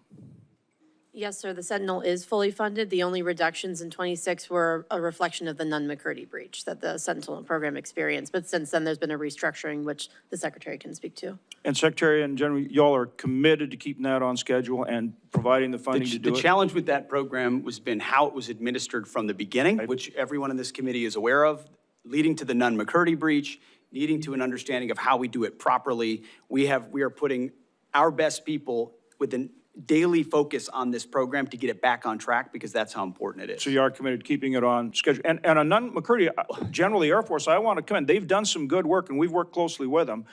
But we need a commitment to keep the funding going, to keep them on schedule as well, with the revisions based on Nunn-McCurdy. The funding is there, Senator. It will be incumbent on the service and others to keep that on track. But it has not, thus far, been a program that's done that. Right. But I'm not criticizing you. I'm trying to make sure you're committed to keeping that funding in place to do it. Is that the case? The funding is in the budget for FY26 completely. Okay. General?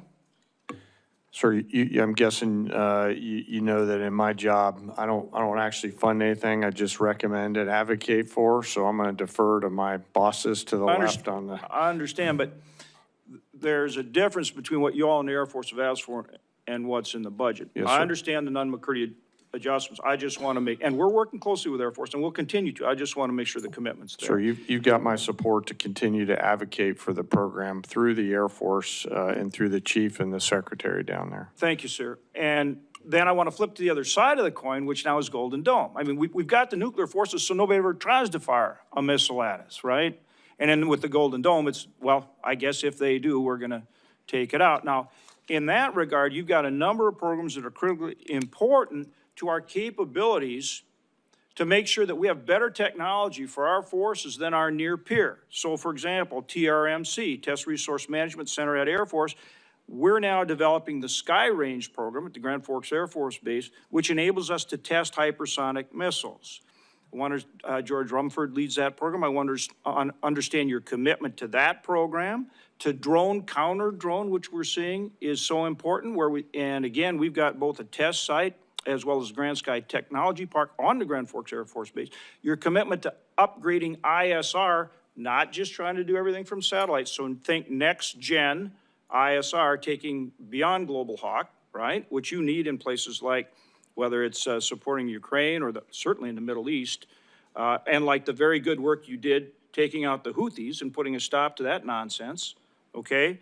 And then also SDA and the low Earth orbit satellites. Starting with you, Secretary, talk about your commitment to those programs, and if you agree they're vitally important, both in terms of achieving Golden Dome, but in terms of our near-peer challenges, in terms of maintaining our capabilities, our superiority. And same thing, General, I would put the same question to you as well. Well, Senator, I certainly agree about your lens. Your lens is near-peer adversaries, capabilities to threats, and defending the homeland. Things like hypersonics, like UAS, counter-UAS, ISR, critical to that. That's why there's robust increases in those budgets in all of those places, both for how they might be applied in the Indo-Pacific or elsewhere, but also integrated into the Golden Dome. Thank you. Senator Schatz, and then Could the General respond? Sir, I'd echo the Secretary's response. The effects are the key, and we'll stay close on the effects that you're trying to achieve, and I appreciate your advocacy for those effects. Yeah, I'm going to continue to work very hard to make sure that we have resources going into those programs, because that's where, as they say in hockey, that's where the puck's going. Yes, sir. Thank you. We'll take all resources at all times, sir. Thank you. Thank you, Chairman. Secretary, thank you for being here. Good to meet you. General, thank you. Ms. McDonald. I'll start with General Kaine. Is the United States being invaded by a foreign nation? Sir, thanks for your question. I think at this point in time, I don't see any foreign state-sponsored folks invading, but I'll, be mindful of the fact that there has been some border issues throughout time, and defer to DHS, who handles the border along the nation's contiguous outline. Is there a rebellion somewhere in the United States? Sir, I think there's definitely some frustrated folks out there. I mean, if frustrated folks were a rebellion, and I guess that goes to my question for the Secretary. Two things. There should be some sort of paper flow that the committee, the Congress, the public can look at in invoking Title 10, Section 12406. So can you give us some clarification on whether the orders that were issued apply to specifically Los Angeles, to California generally, or is this a nationwide order? The orders that have been issued, which are publicly available and known, relate to an ongoing situation in Los Angeles, which could expand to other places. But it's quite easy to point out that there has been an invasion of 21 million illegals in our country under the previous administration. So this what administration was elected to get a hold of that. Yeah, could we just and take when you turns? have Yeah. ICE officers being attacked with concrete blocks, Secretary, they should be allowed to do their job. Secretary, I'd really like to not try to create a viral moment for either of us. I'm actually trying to understand kind of the scope of this order. The order effectuates the ability to mobilize the Guard and the Marines. In the order, it does not specify a location. It does not specify which Marines or which Guard.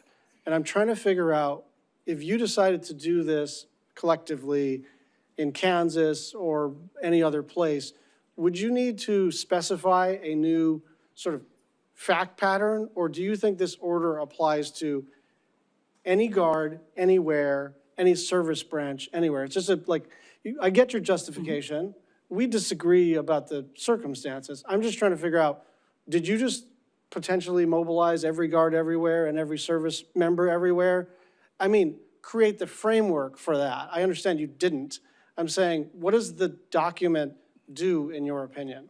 Senator, if you notice, the initial order of 2,000 in California was followed by a follow-on order for the additional 2,000, with a recognition that the situation there required more resources in order to support law enforcement. So part of it is getting ahead of a problem so that if in other places, if there are other riots in places where law enforcement officers are threatened, we would have the capability to surge National Guard there if necessary. And thankfully, in most of those states, you'd have a governor that recognizes the need for it, supports it, and mobilizes it him or herself. In California, unfortunately, the governor wants to play politics with it. I did step on the last part of your sentence, so I'm going to try to take turns here. Just on the 747 question, did the Department of Defense initiate the conversation with the Qataris? Did they initiate the conversation? How did that go? Senator, I have to go back and review it, but we've been a part of the ongoing conversation. Yeah, but I think it kind of matters who's asking, doesn't it? Ultimately, the Defense Department is, or soon will be, when the memorandum of understanding is signed, in receipt of a gift from the Qatari government that could serve, once it's modified, eventually as something that the president could use. I mean, I think this is illegal and unconstitutional, and I won't rant about that, but I actually think from the standpoint of our collective responsibilities, it very much matters what the paper flow was, who started these conversations. Did it come out of the White House? Did it come out of the Secretary of State or the President or the SecDef or at a lower level or ambassadors? Like, we're entitled to know, because we can agree or disagree about the propriety of this. But my basic request of you is that if we're going to disagree, let's disagree with the same set of facts. Let's have the documentation on the Qatari aircraft. Let's have the same set of documentation about what these orders do and don't do with respect to Los Angeles. Because if we're just going to scream past each other and then see who succeeds more on the internet, that's actually not the way to do this work. We're supposed to be in struggle against each other, but in a way where we actually have all the information. You have our information. We have yours, and so I'm hoping that we can get some documentation about both matters in a nonpartisan, bipartisan way. Thank you. Senator Bozeman, then Senator Sheehan. Thank you, Mr. Chairman, and thank you all for being here. Thank you for your service to our country. Mr. Secretary, Air National Guard Base in Fort Smith, Arkansas is the home to the F-35 Foreign Military Sales Pilot Training Mission. They recently graduated the first 2 Polish pilots, an accomplishment we're very excited to see repeated. Mr. Secretary, can you explain the importance of training our partners and allies on American systems and how that enables mission readiness and deterrence around the world? Senator, it's a great question and a great point.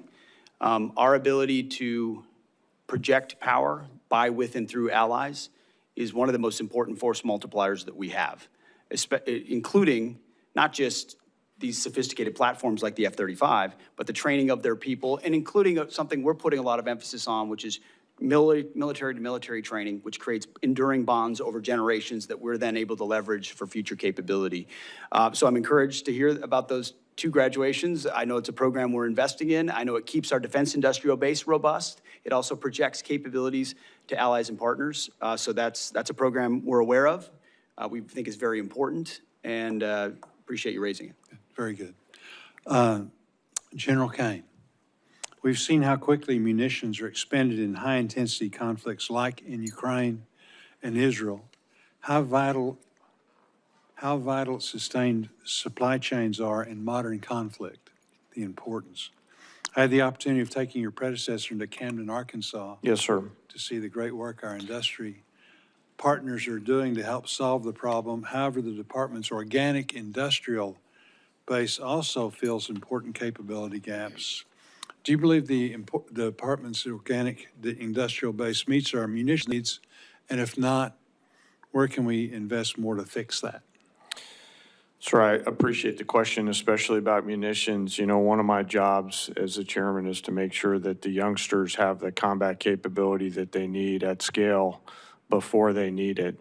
So I appreciate the committee and the Congress's investment in the defense side of the munitions build base.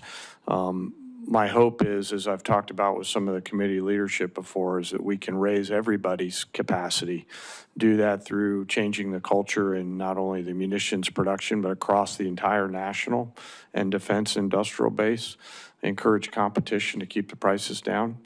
Write better contracts and increase the overall capacity. So I appreciate your investment in the government side. I hope we can continue to grow the private side as well, not just here, but also in our closest allies and partners. It's an important issue, sir. Thank you. Very good. Thank you.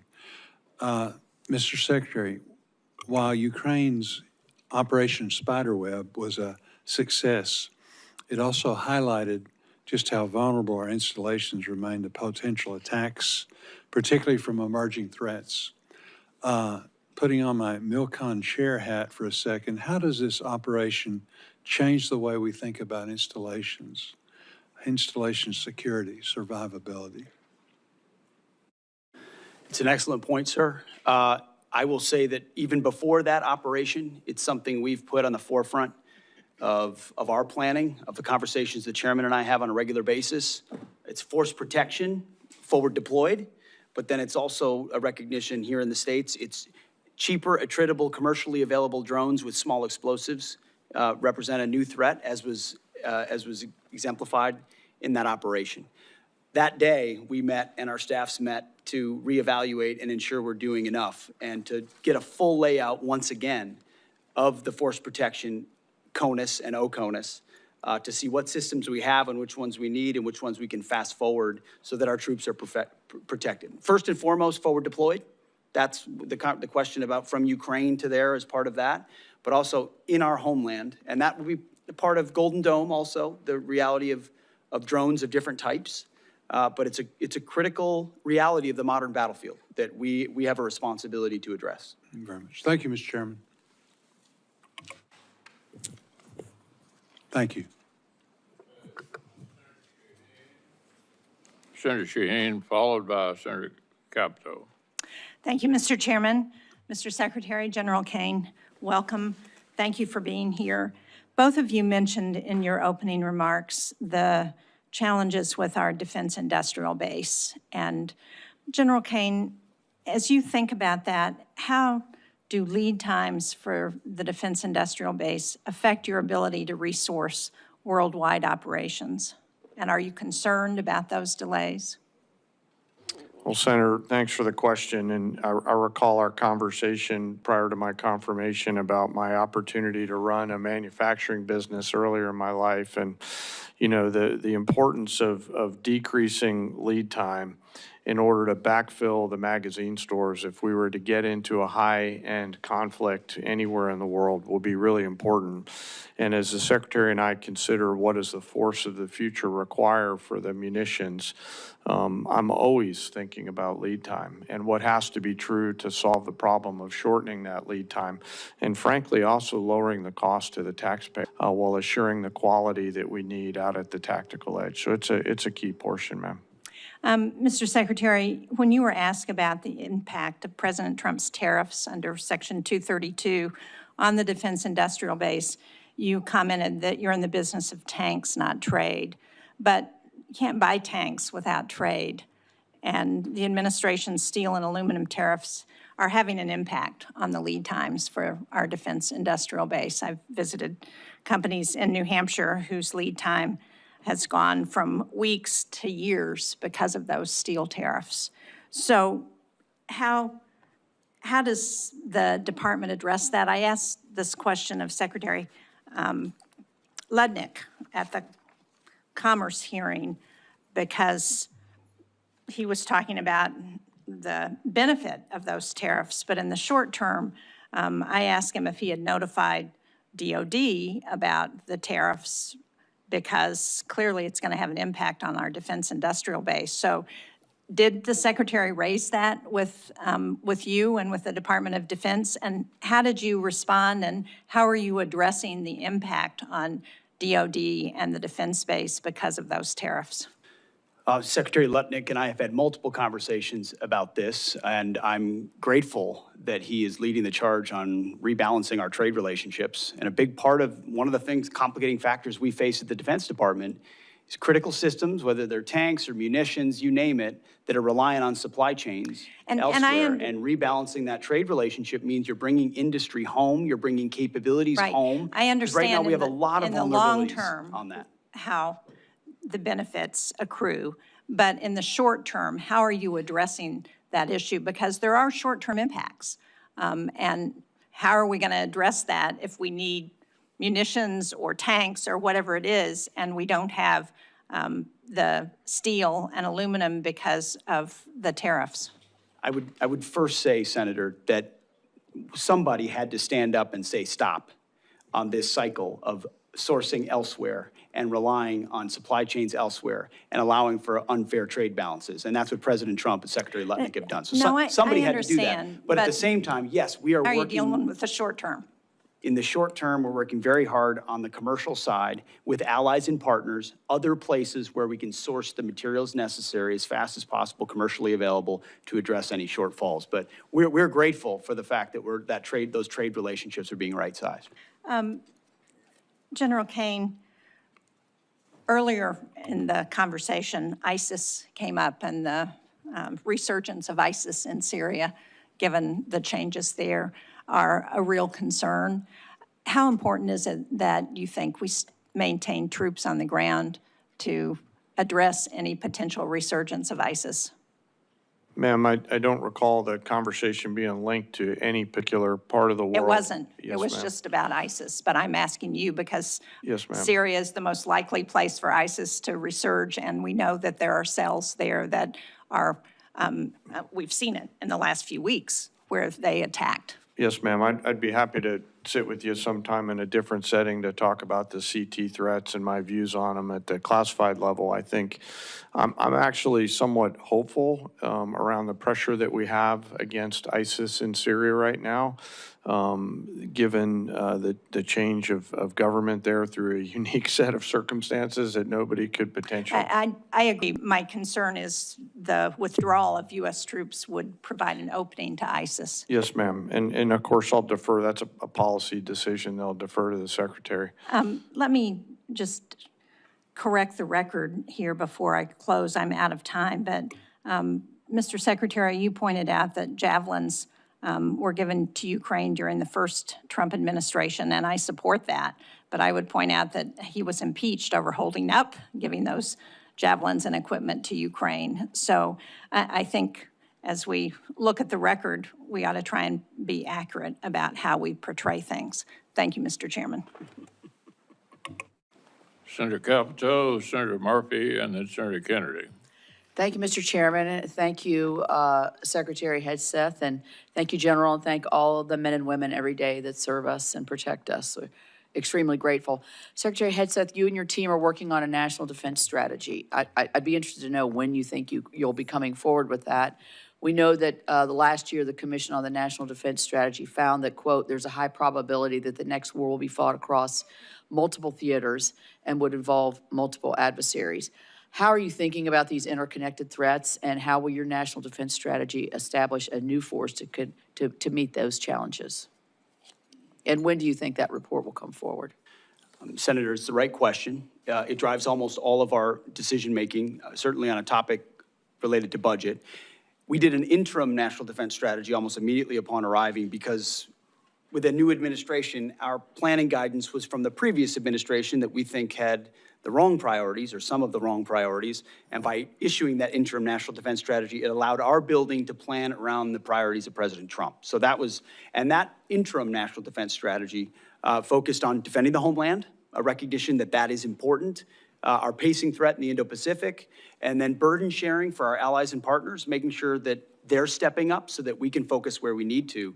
I would anticipate that our national defense strategy will include a lot of those ingredients, but more fully developed. I would expect late summer. Okay. Is if I were to put a pin on it.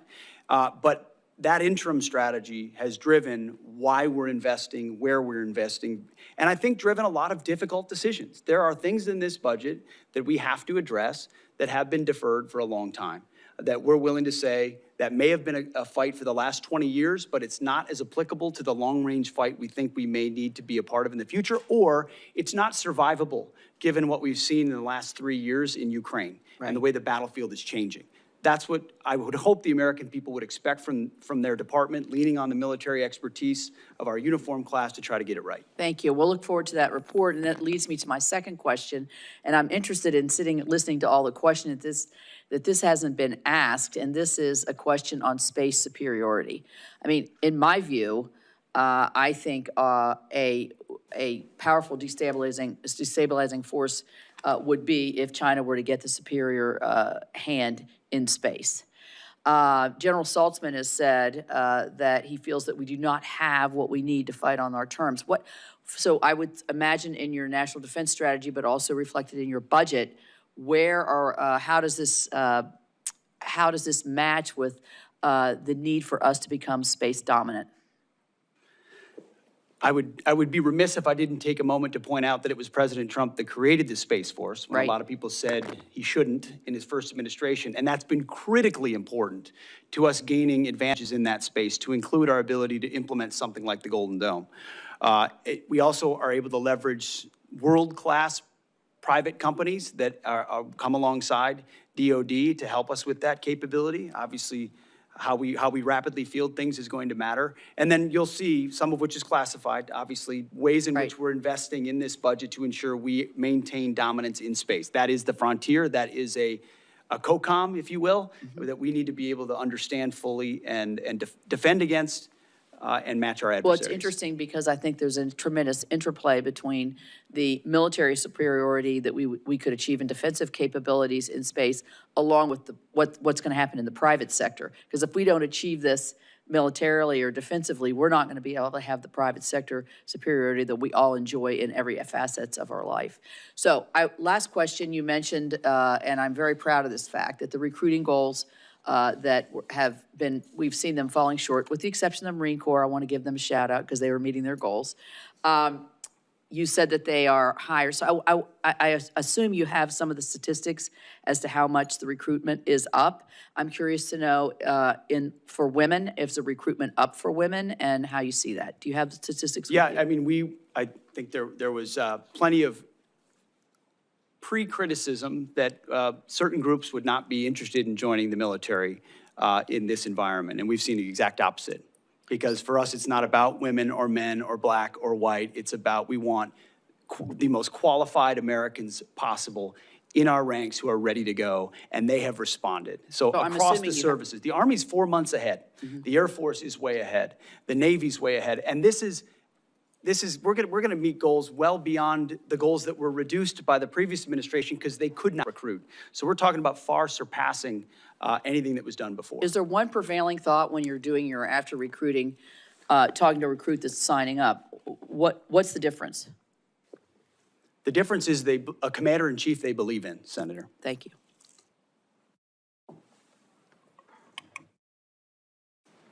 Senator Murphy, you're up. Thank you very much, Mr. Chairman. Thank you, Mr. Secretary, for being here today. I wanted to build on some of the questions that Senator Schatz was asking, just to try to build a fact predicate for some of the tough spending decisions we're going to have to make here.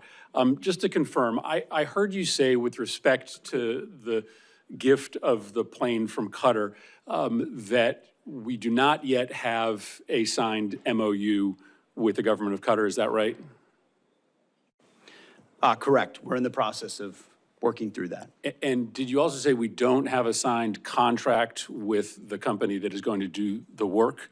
Or did you say that we have a contract, you're just not willing to disclose the terms? The terms should not be disclosed of anything related to an aircraft of this type. So in 2018, when the contract was signed with Boeing to do the upgrades or the new contracts for Air Force One, the terms of that contract were disclosed. They were made public. In fact, it was the Trump administration that issued a press release giving the total as $3.9 billion. Are you saying this time around, even after you sign the contract, you're not going to make public any of the terms of the contract? I wasn't involved in that previous administration decision, but we're happy to take a look. The Air Force testified before the House that that contract would likely deliver the new Air Force Ones by the 2028 timeframe. It doesn't stand to reason that you will be able to retrofit the plane from Qatar much sooner than 2028. So I'm trying to understand what the gap is that we're trying to fill. If this contract ends up being $500 million and the gap only ends up being 6 months, that doesn't sound like a wise investment for this committee to make. Senator, I would defer to the expertise of the Air Force as far as timing of modifications and when that would happen, but there's also been delay after delay after delay on the Boeing side, so I don't know that's a firm fixed date yet, unfortunately, can be counted on. So obviously the underlying question here is what is going to happen to the plane at the end of Trump's presidency. The president said on May 12th that this plane would be transferred to his presidential library at the end of his term. Is that your understanding of what is going to happen to this plane? The president said that. That's my understanding, although I would look at what comes out in the MOU. But why would we ask the American taxpayer to spend upwards of $1 billion on a plane that would then only be used for a handful of months and then transferred directly to the president? That doesn't sound like a wise use of taxpayer dollars. A lot of the capabilities, as you know, Senator, of that particular platform are and should remain classified. So there are reasons why you might modify, even for a short period of time, an aircraft to ensure the safety and security of the President of the United States. But when do you believe that those upgrades be made? How long would the president have it before it got transferred to his personal possession? That would be a determination of the Air Force that would take hold of it and make those modifications within whatever time window they believe gets it to the place where it need to be.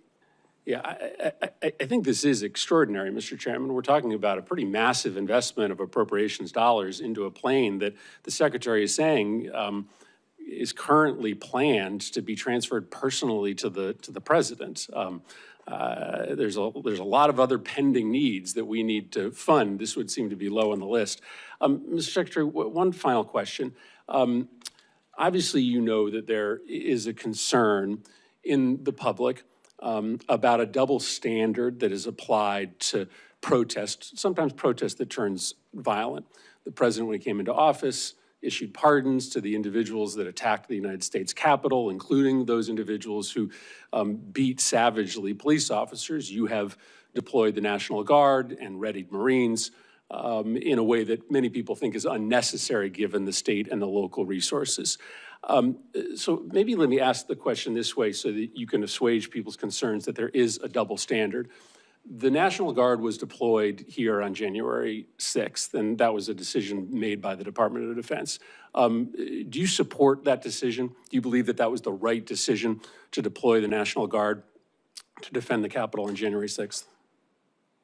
All I know is it's the right decision to be deploying the National Guard in Los Angeles to defend ICE agents who deserve to be defended in the execution of their jobs. But I think it's important to know whether you think it was also important to have the National Guard defending the United States Capitol when there were violent protesters here on the president's behalf, to make sure that folks know that you care about protest, whether it's against the president or on behalf of the president. Senator, I was in the Washington, D.C. National Guard when that happened and was initially ordered to go guard the inauguration of Joe Biden. But because of the politicization of the Biden administration, my orders were revoked. And ultimately, because of the politics that were being played inside the Defense Department by the previous administration. But do you support the decision made on January 6th to send the National Guard here to defend the Capitol? I support the decision that President Trump made and requesting the National Guard that was denied. So you do not. President Trump you do not support the decision. Support you do not for the National Guard decision to send the National Guard here denied. to defend the Capitol. I think that speaks to the worry that many Americans have that there is a double standard, that you are not willing to defend against attacks made on our democracy by supporters of the president, but you are willing to deploy the National Guard to protect against protesters who are criticizing the president. That's not how our taxpayer dollars are supposed to work. They're supposed to be used to defend the United States, no matter the nature or the political affiliation of the protesters. Thank you, Mr. Chairman. Senator Baldwin. Thank you, Mr. Chairman. I want to follow up on a couple of lines of questioning. Just specifically, Mr. Secretary, what is the authority that the administration is using to deploy active duty Marines to California neighborhoods? What authority? Senator, the president has constitutional authority in order to support. Cite the provision of the Constitution. I'd have to pull up the specific provision, but our Office of General Counsel, alongside our leadership, has reviewed and ensured in the order that we set out that it's completely constitutional for the president to use federal troops to defend federal law enforcement. Look, I'd like to know the specific constitutional statutory authority. The president made it clear that he relied on Section 12406 of Title 10 with regard to the National Guard troops. I need to know the authority that he is relying upon in terms of active duty Marines being deployed to California neighborhoods. Senator, so you'll follow up with me? Yes, Senator, but there's plenty of precedent of active duty troops being used to support law enforcement, historical precedent. I'm not disputing that. I am just asking you to cite the authority under which the active duty Marines are being deployed to California. It's in the order, ma'am, but we'll make sure we get it to you as well. Thank you. I want to dovetail on a couple of other comments also with regard to the lack of specific detail in the budget request for the Department of Defense. I take great pride in Wisconsin's contributions to our national defense, and that includes many Wisconsinites who are hard at work building the Constellation-class frigate. There is no mention of frigate procurement, just like Senator Collins noted that there's no mention of destroyer procurement in the budget materials that you provided to this committee. My state makes the frigate. I'd also note that there's no mention of the destroyers, as I said. So really, we are looking at a very incomplete budget request when we are just 4 months out from the beginning of the next fiscal year. Mr. Secretary, this committee takes the appropriations process seriously. I take the hard work of Wisconsin's shipbuilders seriously, and I'd like your commitment to provide this material to the committee expeditiously so we can do our work. Senator, we'll make sure you get all the information, but what I would say is this is a historic investment in shipbuilding, both the defense industrial base and ships. In Wisconsin, and particularly related to the frigate, it's been a program with a lot of problems and a lot of delays and a lot of modifications that have led to serious Navy challenges. has called for many modifications to the plan that has. I'm not saying that's it's all the fault of the shipyard. There are many ways in which modifications were made that changed an existing design so extensively that it led to a ship that was not even capable of the original mission it was supposed to execute. So our job is to make tough choices on some platforms like that may not be funded the way they were in the past, because we have to make some of those tough choices. Well, we don't have any of the detail right now of what your plans are with regard to the frigate or the destroyer, and we need that information to do our jobs. Can you get it to me? We have that information, Senator. We have worked in real time in 4 months to reverse a lot of priorities from the previous administration. We have those details and that information, and we will get it to you. Well, the committee needs those details. So this committee has also worked hard alongside the department to improve recruitment and meet retention goals. The department is planning to separate several thousand service members due to your partisan beliefs about troops who are transgender. Mr. Secretary, I've seen your speeches and social media posts, but what I'm interested in is the sound policy analysis that we would expect from the Secretary of Defense on how this misguided decision will impact military readiness. My colleagues and I have requested this information from you, and we are still waiting to receive it. And so I will ask you now, what assessment did the Department of Defense conduct prior to implementation to evaluate the impact that this policy would have on our national security? Moreover, what is the cost to recruit and train thousands of individuals of comparable experience and skill? Thankfully, recruiting is not an issue. It's at historically high levels, and we're proud of the cross-section of Americans that are joining. What analysis did you do? We did extensive analysis, Senator, and we agree with the assessment of the executive order that was issued by the White House that there are mental health issues associated with gender dysphoria that complicate military service and readiness, and as a result, we made the decision. I have asked for that analysis. Please provide it to me and the committee. We will provide it. And then, Mr. Secretary, I think we can all agree that we are at a critical point in our history with respect to global threats that need to counter adversaries like China and Iran. You've gotten a number of questions along those lines. And I'm disappointed that you are instead focusing on a class of ships named for civil rights leaders. You chose Pride Month to direct the Navy to rename a ship named for Navy veteran Harvey Milk.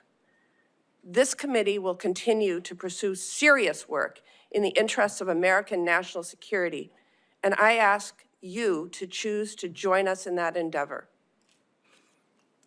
Senator, we're not interested in naming ships after activists. That's the stance we're taking. All right, where we are, due to the interests of all of the members of the subcommittee, is right near the end, Mr. Secretary. We're going to call on Senator Murkowski, and at that point, the hearing will conclude, and if anybody has additional questions for the record, they can submit it or respond.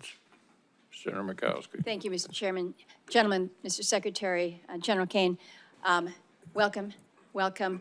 And I also want to recognize, General, your trip north to Alaska last week or 2 weeks ago. We appreciate that. We all know, everyone in this room knows the strategic role that Alaska plays when it comes to being on the front lines, whether it is the threat from China, Russia, Iran, North Korea, we're sitting up there. We host the backbone of our nation's missile defense there at Fort Greely, advanced fifth-generation fighters at Eielson and at JBER, critical long-range radar and surveillance systems throughout the state. We've got key airborne forces at JBER, Fort Wainwright. I mean, it's good, it's solid. We appreciate it, and we think that we're in a pretty critical place, and we think that you recognize and acknowledge that we're in a pretty critical place. And yet the FY25 Defense Budget Overview document that was released under the last administration stated that the goal of the budget request in terms of the Arctic was to, quote, develop a monitor and respond approach. I thought that that was a pretty passive approach in a highly critical region.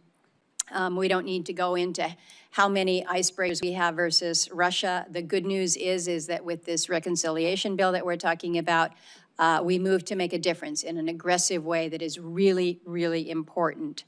But I will share with you that I'm a little bit frustrated where we've got stated support for the role in the Arctic region, and I'm assuming that means the U.S. Arctic region. There's a seeming fixation on Greenland that I think sends, I don't know whether it's a troubling signal or a mixed signal, that we're looking past the significance of the U.S. Arctic and the area that is already part of the United States, and happily so. But I like to remind people, everything that the administration wants in Greenland, when it comes to strategic location, when it comes to resources and minerals, we've got it on the U.S. side. So I think any serious Arctic policy has to start with a serious investment in Alaska. We've built it. We need to do more. I would just ask both you, Mr. Secretary, and General Kaine, your view of the strategic importance of Alaska and more importantly, the broader Arctic, because this is really, when we're talking about DoD posturing to make sure that we're deterring adversaries in the region. I just came from a relatively uncomfortable exchange with the Army Corps of Engineers. We don't have a deep water Arctic port in the United States. Everybody says it's important, and the signal of importance that we got was a $3 million placeholder in the budget. To me, that doesn't signify significance. I'm going to stop talking to listen to both of you. Thank you. Thank you, ma'am. I agree with you. It's difficult to understate the strategic significance of Alaska, whether you're looking at Indo-PACOM, whether you're looking at Russia, whether you're looking at the Arctic, whether you're looking at space-based capabilities, whether you're looking at energy. You name it, it's both a defensive posture, but also a power projection posture that is centrally a central focus of how we plan.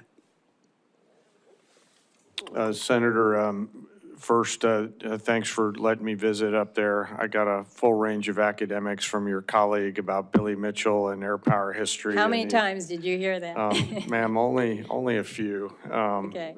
But, you know, as the Secretary said, the northern flank is critical, and it's in the right place on the globe for us to be able to do a lot of things from that power projection platform. And so as the department considers through the Secretary force rail, I know it'll be high on our radar.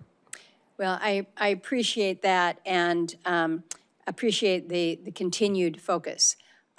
There's a lot of focus on the Indo-PACOM, should be, but just remember, we sit right on top of it. We're connected, we're part of that. Yes, ma'am. I'm running out of time. I have been concerned.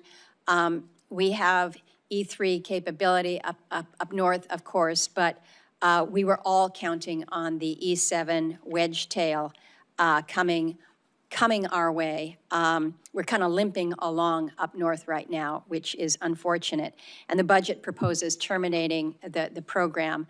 Again, the E3 fleet barely operational now, and I understand the intent to shift towards the space-based, you call it the air moving target indicators.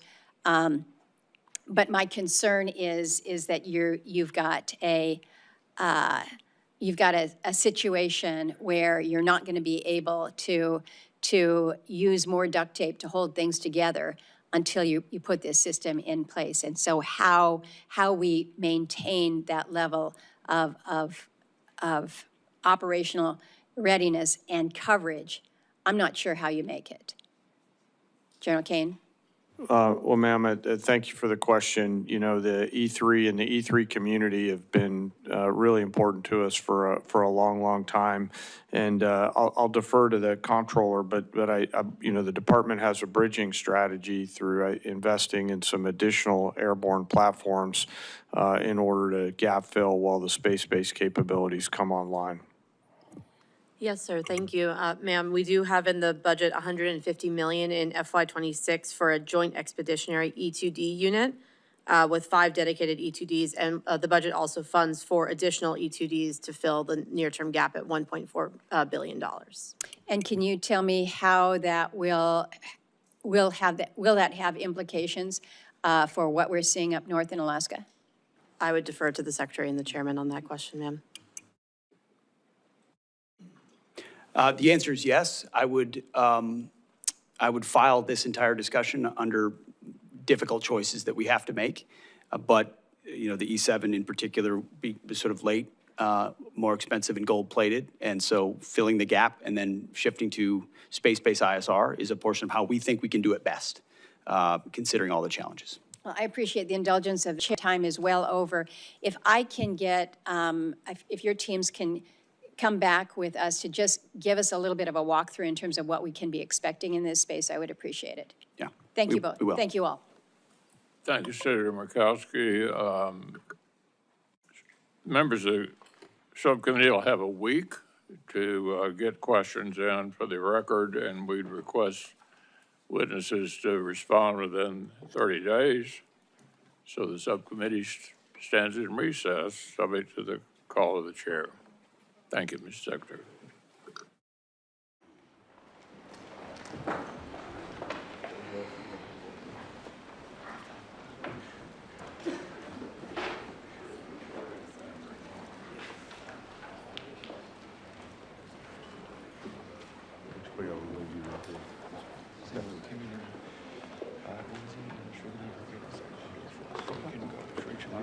I'm gonna just have you stand right here, and I'll you follow me.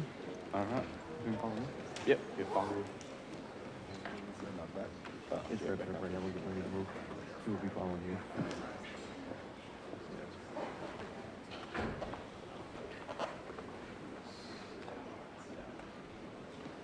Were you able to hear me? Oh.